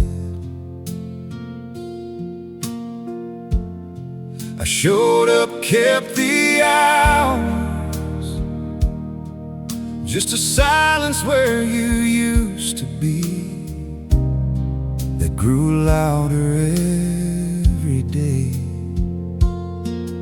And I didn't know a saint could feel what I was feeling then, that the darkness wasn't punishment, but where faith begins again. Are you still here when the feeling's gone? Are you still here? But I can't hold on when the prayer feels light. I'm talking to the ceiling and the wall. Are you still here in the silence after all? Just the courage to keep showing up and trust you're still beside. Are you still here? Tell me you're still here. I read about Teresa, who walked decades in the dry, and John of the Cross, who wrote the most beautiful words on God. From the bottom of a prison cell, and something shifted inside me. The darkness wasn't his absence, it was faith becoming sight. My God, why have you forsaken me? He said it from the cross. And if the silence touched the one who was the light himself, then maybe I'm in holy company. He didn't stay forsaken. Friday became Sunday still. He is closer than the feeling, holding what I cannot hold tonight. He's still here when the feeling's gone. He's still here when you can't hold on, when the prayer feels light. You're talking to the ceiling and the wall. He's still here in the silence after all. He was always here. He's still here in the silence, still here in the silence, still here when the feeling left, when you almost stopped. He was always here in the silence, still here.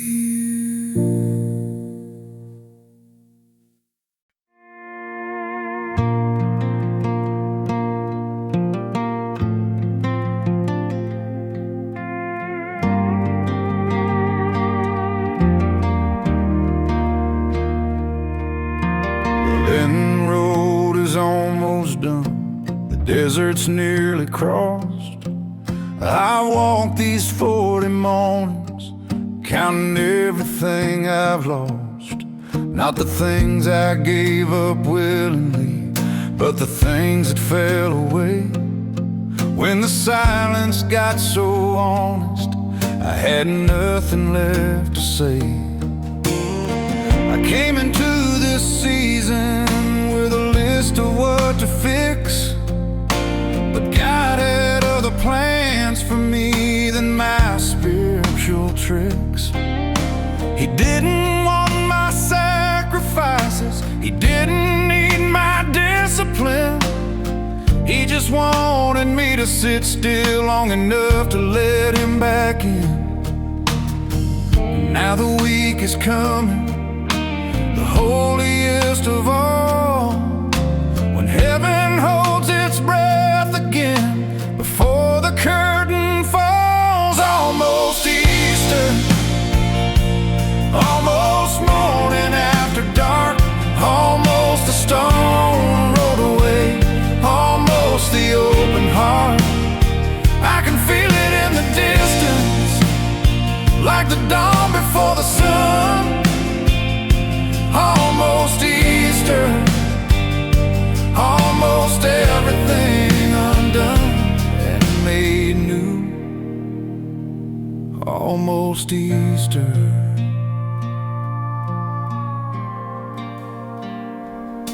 Holy Monday came with questions, Holy Tuesday came with doubt, Holy Wednesday felt like silence when I couldn't figure out how a man could love that deeply, how a God could choose that road, how the hands that shape the universe could let themselves be nailed and sold. Holy Thursday broke me open, kneeling at that wooden pew, watching bread become His body, watching wine become Him too. And I understood the upper room, the fear behind that door, that even those who loved Him most weren't ready for what lay before. But Friday has to happen before the Sunday comes. The tomb has to be sealed up tight before the stone gets rolled and done. Almost Easter, almost morning after dark, almost the stone rolled away, almost the open heart.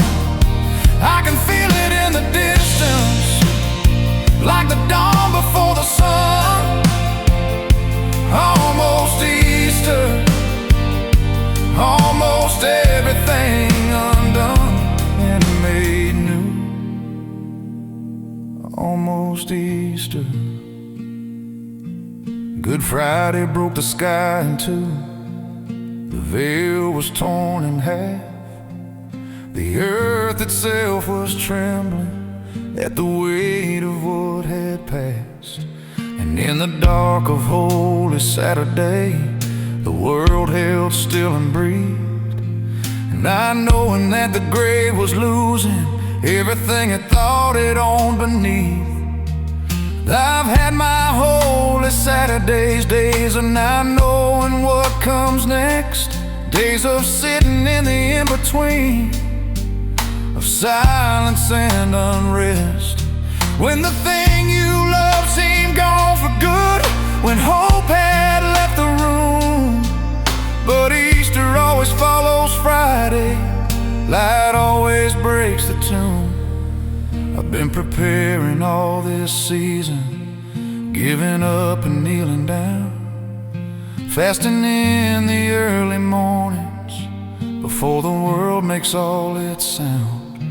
But no amount of preparation could make me ready for the grace that meets me at the Easter Vigil, when the fire lights up every face, the candle passed from hand to hand, the darkness giving way. Hallelujah, finally spoken after 40 silent days. something in my chest ignites. Something old becomes brand new. Almost Easter just became Easter.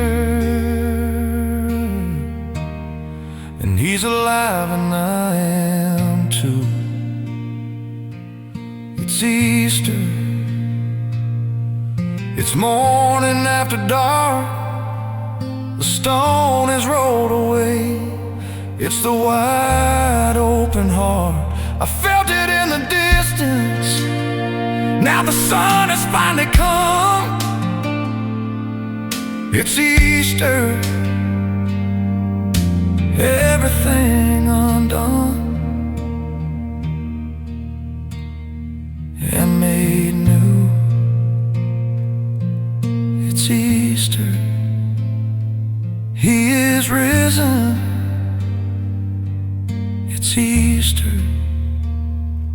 Hallelujah. After all this silence, Hallelujah. He is risen indeed.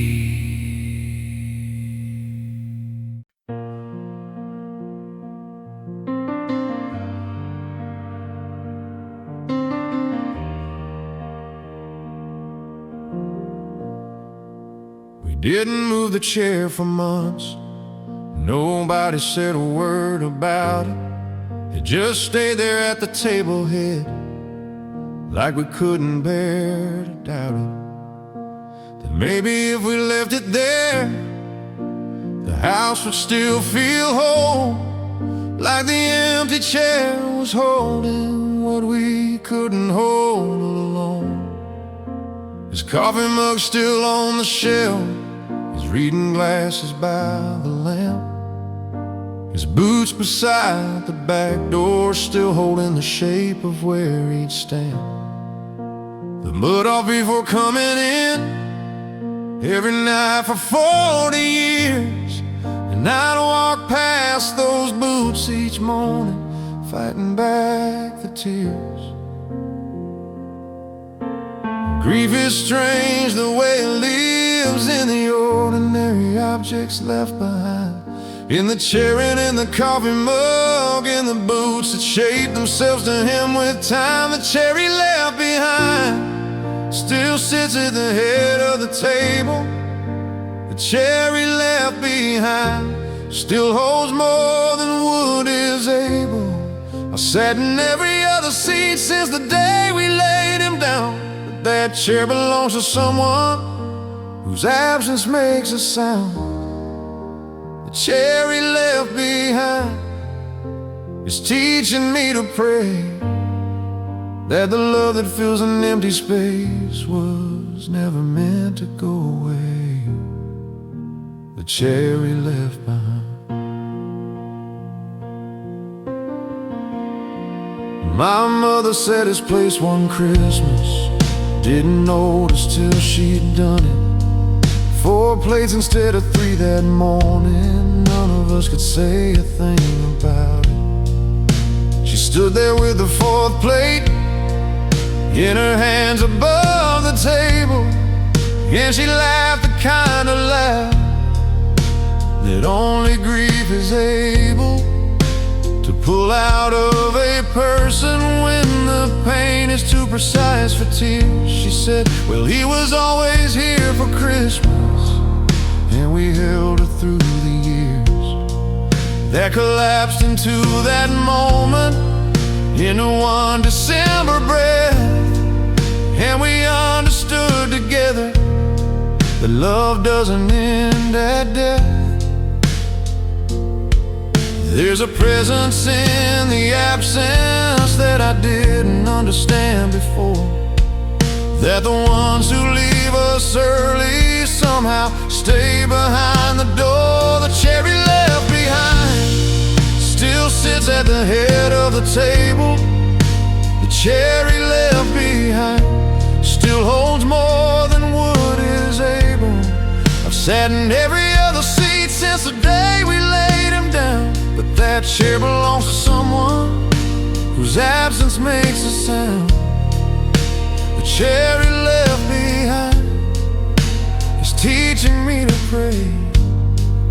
that the love that fills an empty space was never meant to go away. The cherry left behind. There's a feast described in Scripture where no seed will be left cold, where the ones who left the table early will be seated, will be whole, where the Father sees the Son returning while he's still far down the road, and the chair that sat there empty will be filled and overflow. And I think about that table every time I see his chair, and I think about him seated somewhere I can't follow yet, but where the greed becomes a compass pointing to the place we're going, and the chair becomes a promise that the separation isn't permanent, just growing until the day we sit together at the table that has room for everyone, where the empty chairs are filled with light and death is finally undone, and my Father takes his rightful place, not at the head of our small table, but at the feast of something greater than our grief was ever able to contain. My son sits in that chair now.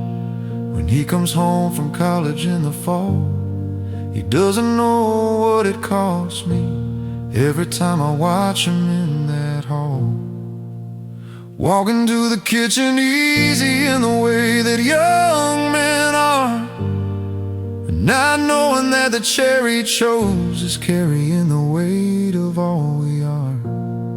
I haven't told him yet the story of the months we left it standing empty there. Some things you learn by living, not by being told to be aware. But some quiet Sunday morning, when the light is riding soft and slow, I'll pour us both a coffee, and I'll tell him what he needs to know. The chair he left behind still sits at the head of the table. The chair he left behind still holds more than wood is able. My son sits in it now some mornings, and the circle bends around. 3 generations at one table, and my father in the sound of the laughter and the coffee and the love that keeps its ground. The chair he left behind is not a place of loss anymore. It's a place where we remember what we're living toward. The chair he left behind. Save me a seat, I'll be there. Save me a seat. The chair he left behind.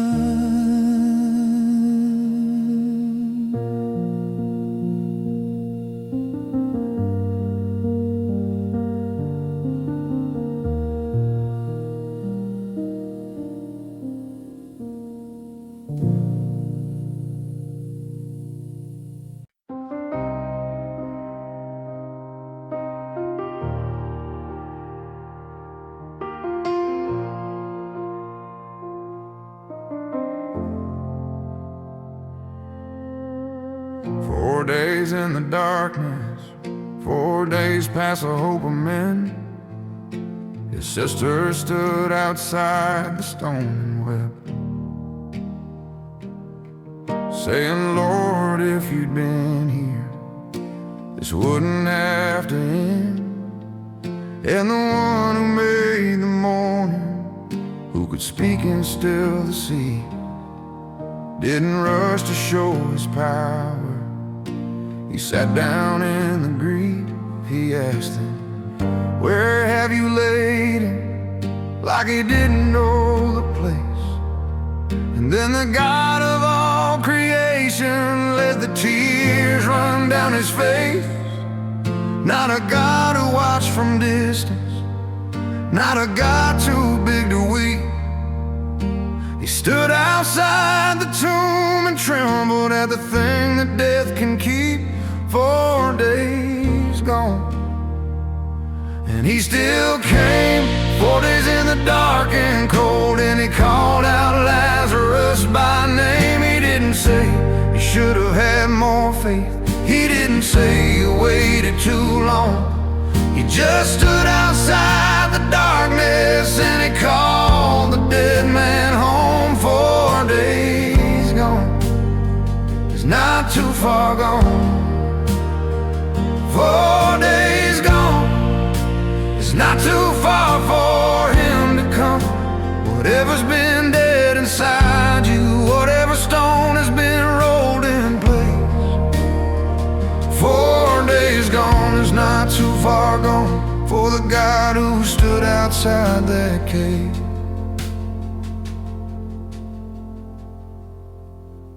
I've had my own 4 days in the dark of my own tomb. A marriage that had stopped breathing, a faith sealed in a room, a version of myself I buried when the weight got too severe. And I told myself it was just over, told myself God isn't here. I stopped going through the motions, stopped pretending I was fine, just sat inside the stone in darkness, counting every day's decline. And the people who still love me stood outside and said their prayers, like Mary and like Martha, wondering why God wasn't there. But he was walking toward the stone the whole time I was counting days.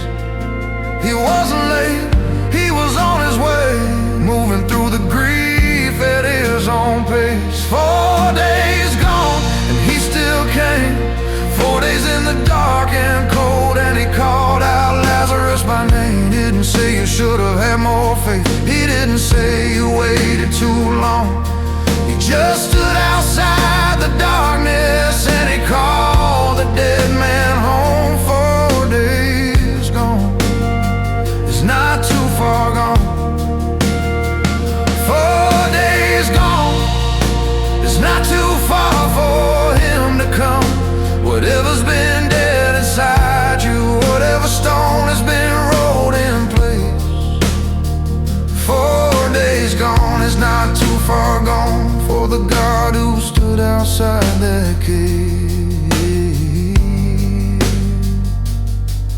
building. Jesus wept. 2 words that changed everything I knew about God. Jesus wept. Not because he didn't have the power, not because he didn't know the end of the story, but because the people he loved were broken, and broken things break the heart of God. Jesus wept, and I read 1,000 verses about the power and the throne, but none of them undid me like the God who wept alone outside a borrowed tomb for a man he was about to raise. Because the pain was real right now, and right now deserved his tears. And then he lifted up his voice, the way the voice that spoke creation speaks, not loudly, not with thunder, just Lazarus come out. And the dead man heard his name.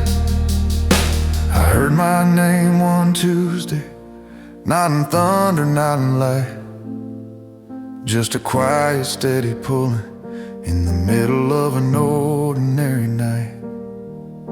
Like something in the stone was cracking, like the air inside was shifting, like the hands that shaped the universe were reaching in and lifting. I didn't come out all at once, the grave clothes still were on. I stumbled to the entrance, blinking in the light of what I lost and what was being given. And he said to those around me, unbind him, let him go. Well, some resurrections need the hands of those who love you to finish what God starts. 4 days gone, and he still came.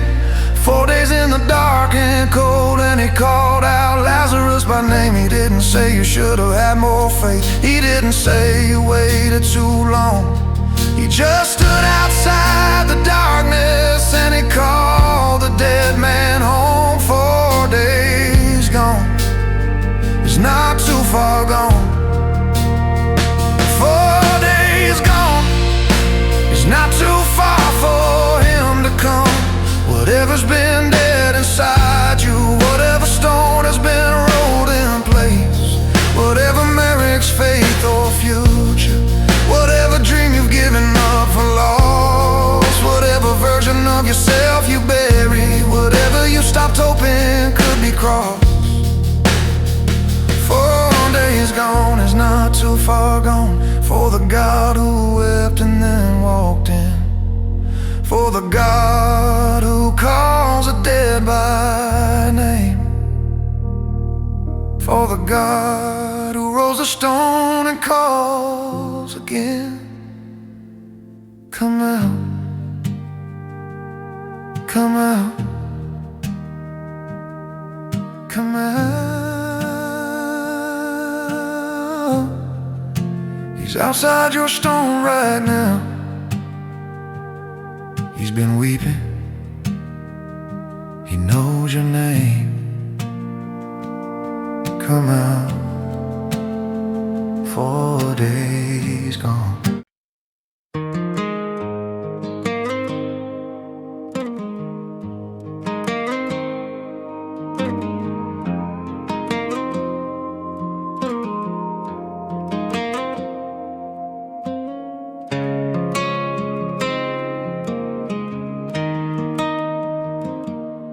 I left the church at 22 with a list of reasons why.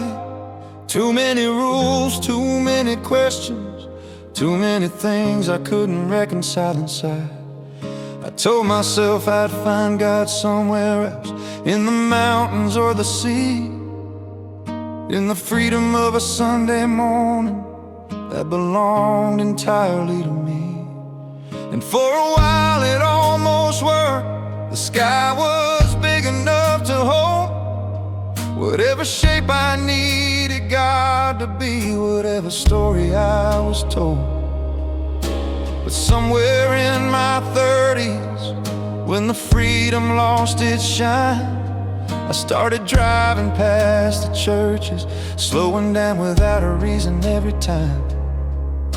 You can't unfeel the thing you felt before you knew enough to doubt.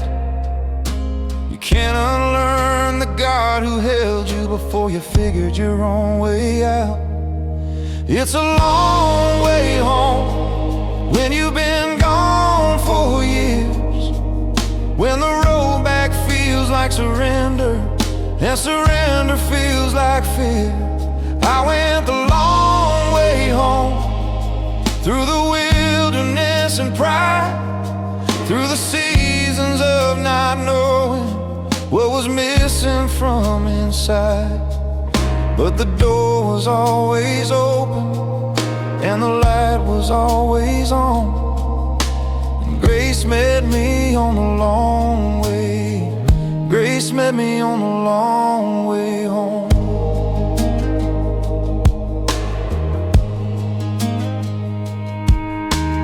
Walked in on an ordinary Tuesday, no dramatic moment, no big sign, just a tired man who needed somewhere quiet enough to finally get his mind.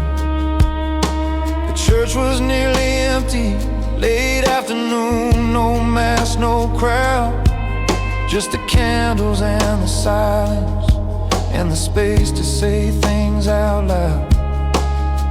I didn't kneel immediately, I sat in the back and looked around at the crucifix above the altar, at the familiar and unfamiliar sound of my own breathing in a sacred space.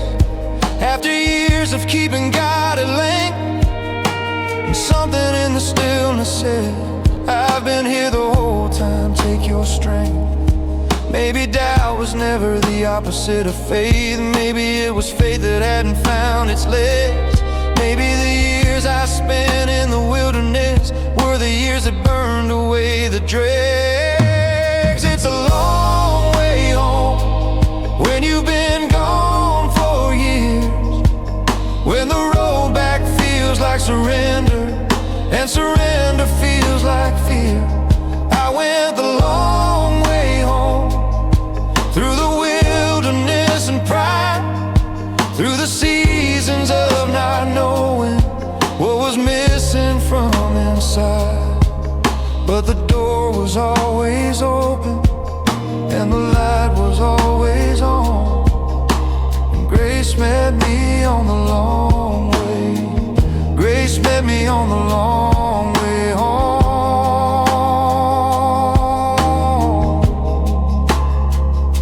I've talked to men who never left, who can't quite understand why someone raised with all of this would walk away.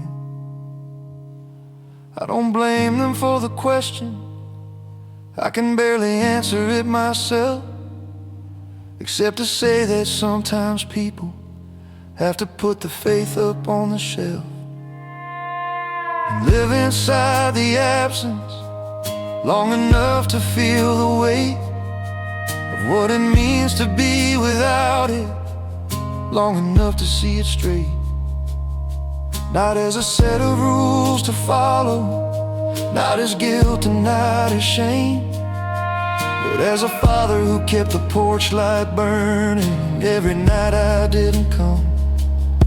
And now I sit in mass on Sundays next to people I don't know, fumbling through the parts I've forgotten, relearning everything I let go. And it's awkward and it's humbling, and some mornings it feels thin, but I keep showing up on Tuesdays because something here is calling me back in. My mother lit a candle for me every single week I was away. She never told me until I came back, didn't want to push, she said she'd just pray.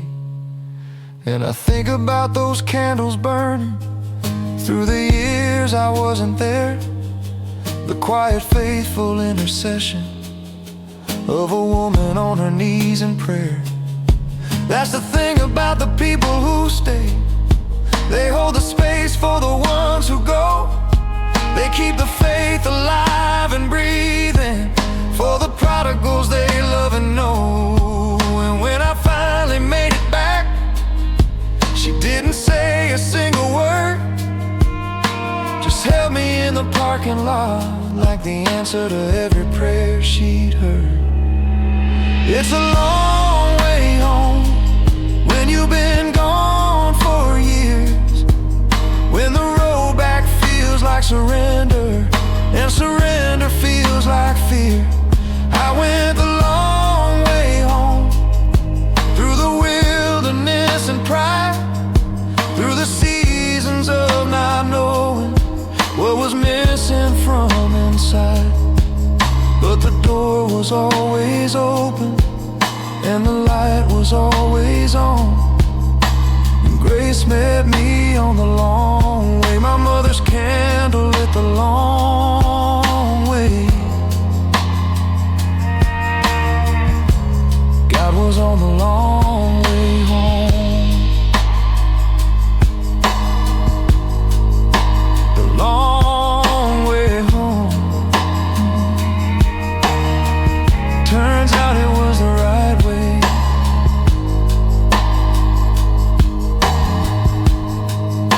The long way home.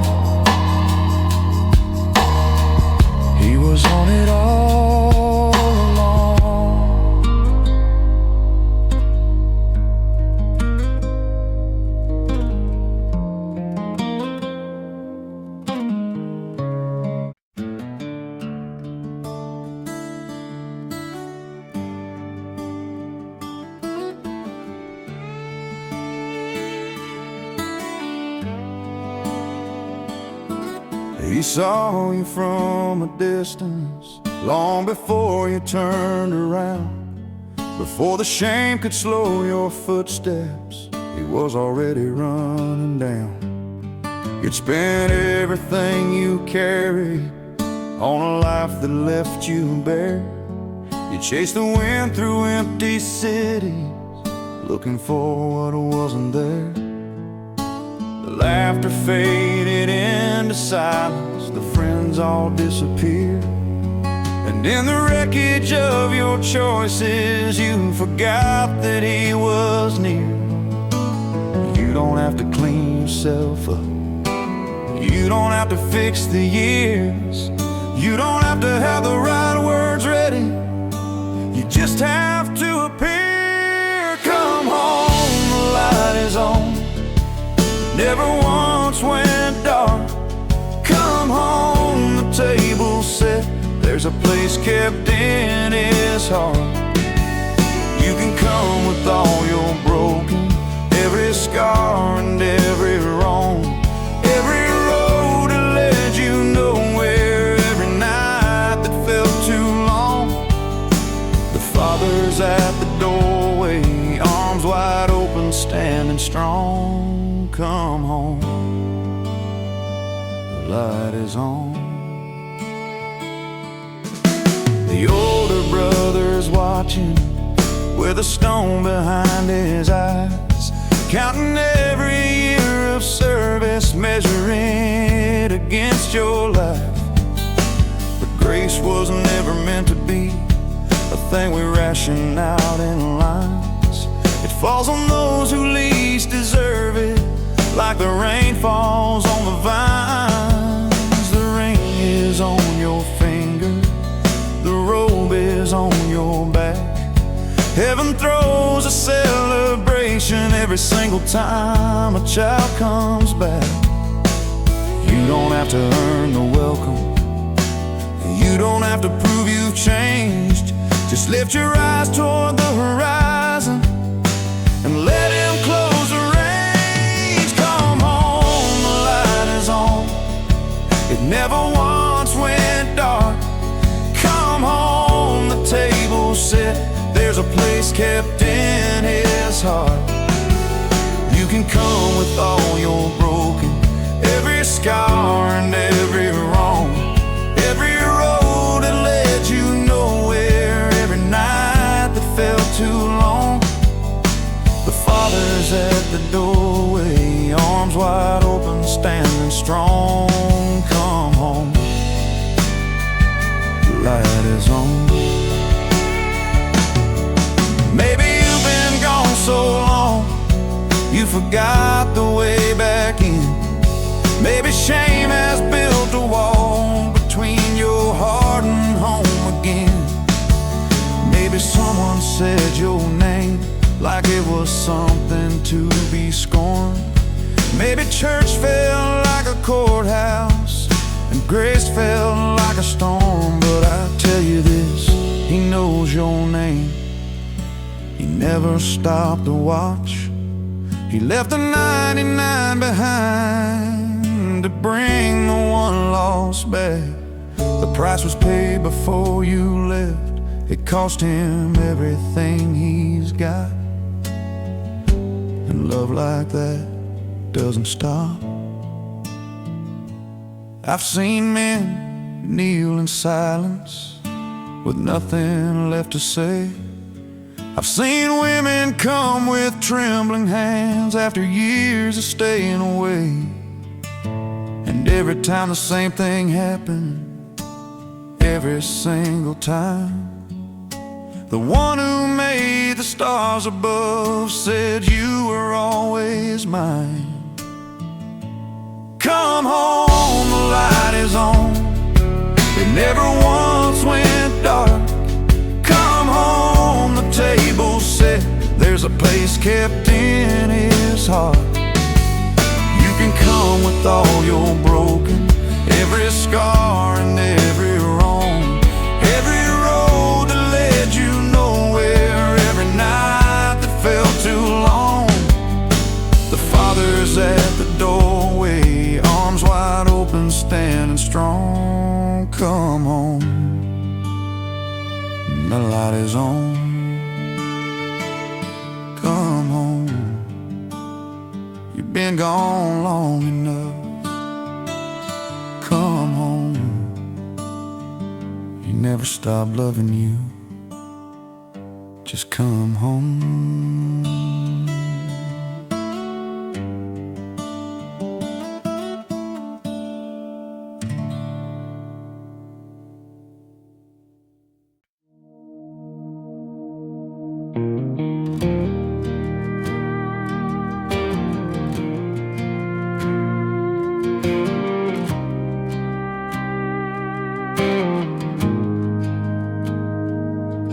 There's a rosary on the dashboard, been there since my father drove this truck. The beads are worn, slightly faded from the years of sun and rust and luck. He never made a big production, never preached from any stage. He just hung it on the mirror and let it age. I remember asking what it meant. He kept his eyes on the road ahead. He said, son, some days the praying is the only thing between us and the dead. I was 12 and didn't get it, filed it somewhere in the back, but I kept the rosary on the dashboard when the truck passed to my hands. There are things that get inherited that don't show up in any will. The way a man holds on to something when the road gets long and still. The rosary on the dashboard swings with every bend and turn, a small and silent witness to the miles and what they earn. I've driven through the darkness, I've driven through the doubt, I've driven through the seasons when the faith was running out. But every time I almost let go, every time I lost the road, the rosary on the dashboard reminded me I'm not alone. The rosary on the dashboard.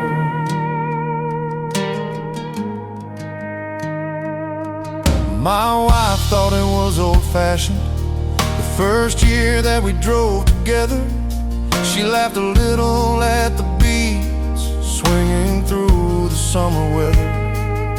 But the night we lost the baby on the highway driving home, she reached up to the dashboard and she held it and she held it and she held it and she didn't let it go. She never made a joke again about the beads or what they meant.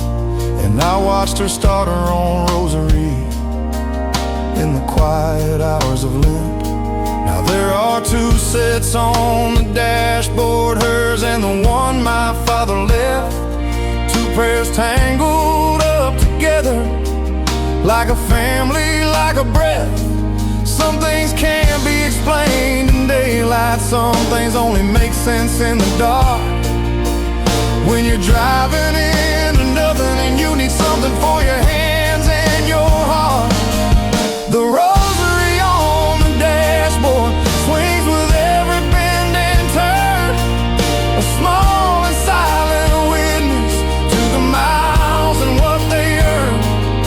I've driven through the darkness, I've driven through the doubt, I've driven through the seasons when the faith was running out. But every time I almost let go, every time I lost the road, the rosary on the dashboard reminded me I'm not alone. The rosary on the dashboard.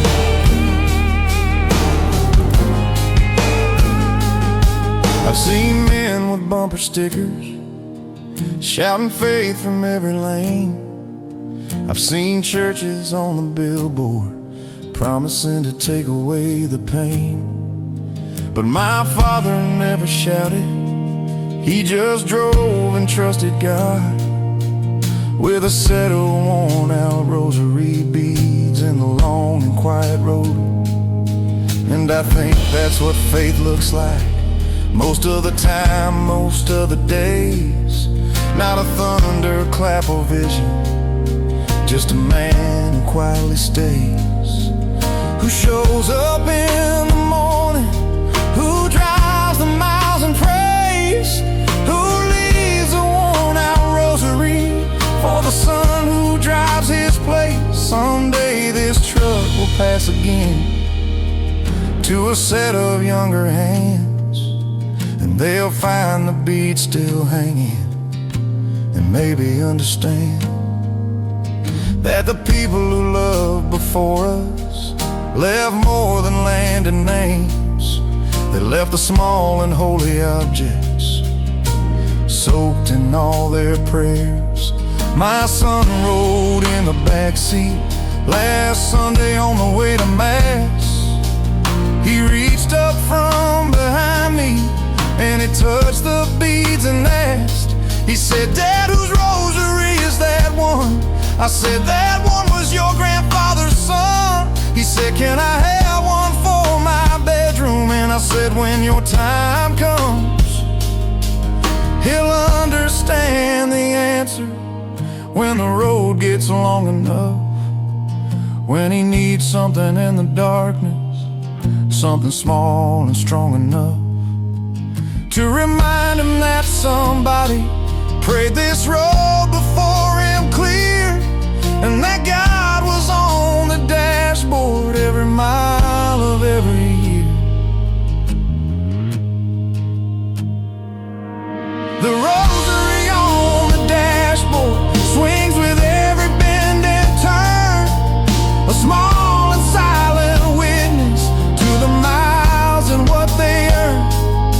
I've driven through the darkness, I've driven through the doubt, I've driven through the seasons when the faith was running out. But every time I almost let go, every time I lost the road, the rosary on the dashboard reminded me I'm not alone. Two sets of beads now hanging where one set hung before. The rosary on the dashboard is a prayer worth passing on. The rosary on the dashboard. Hail, Hail Mary, full of grace, miles and miles of grace.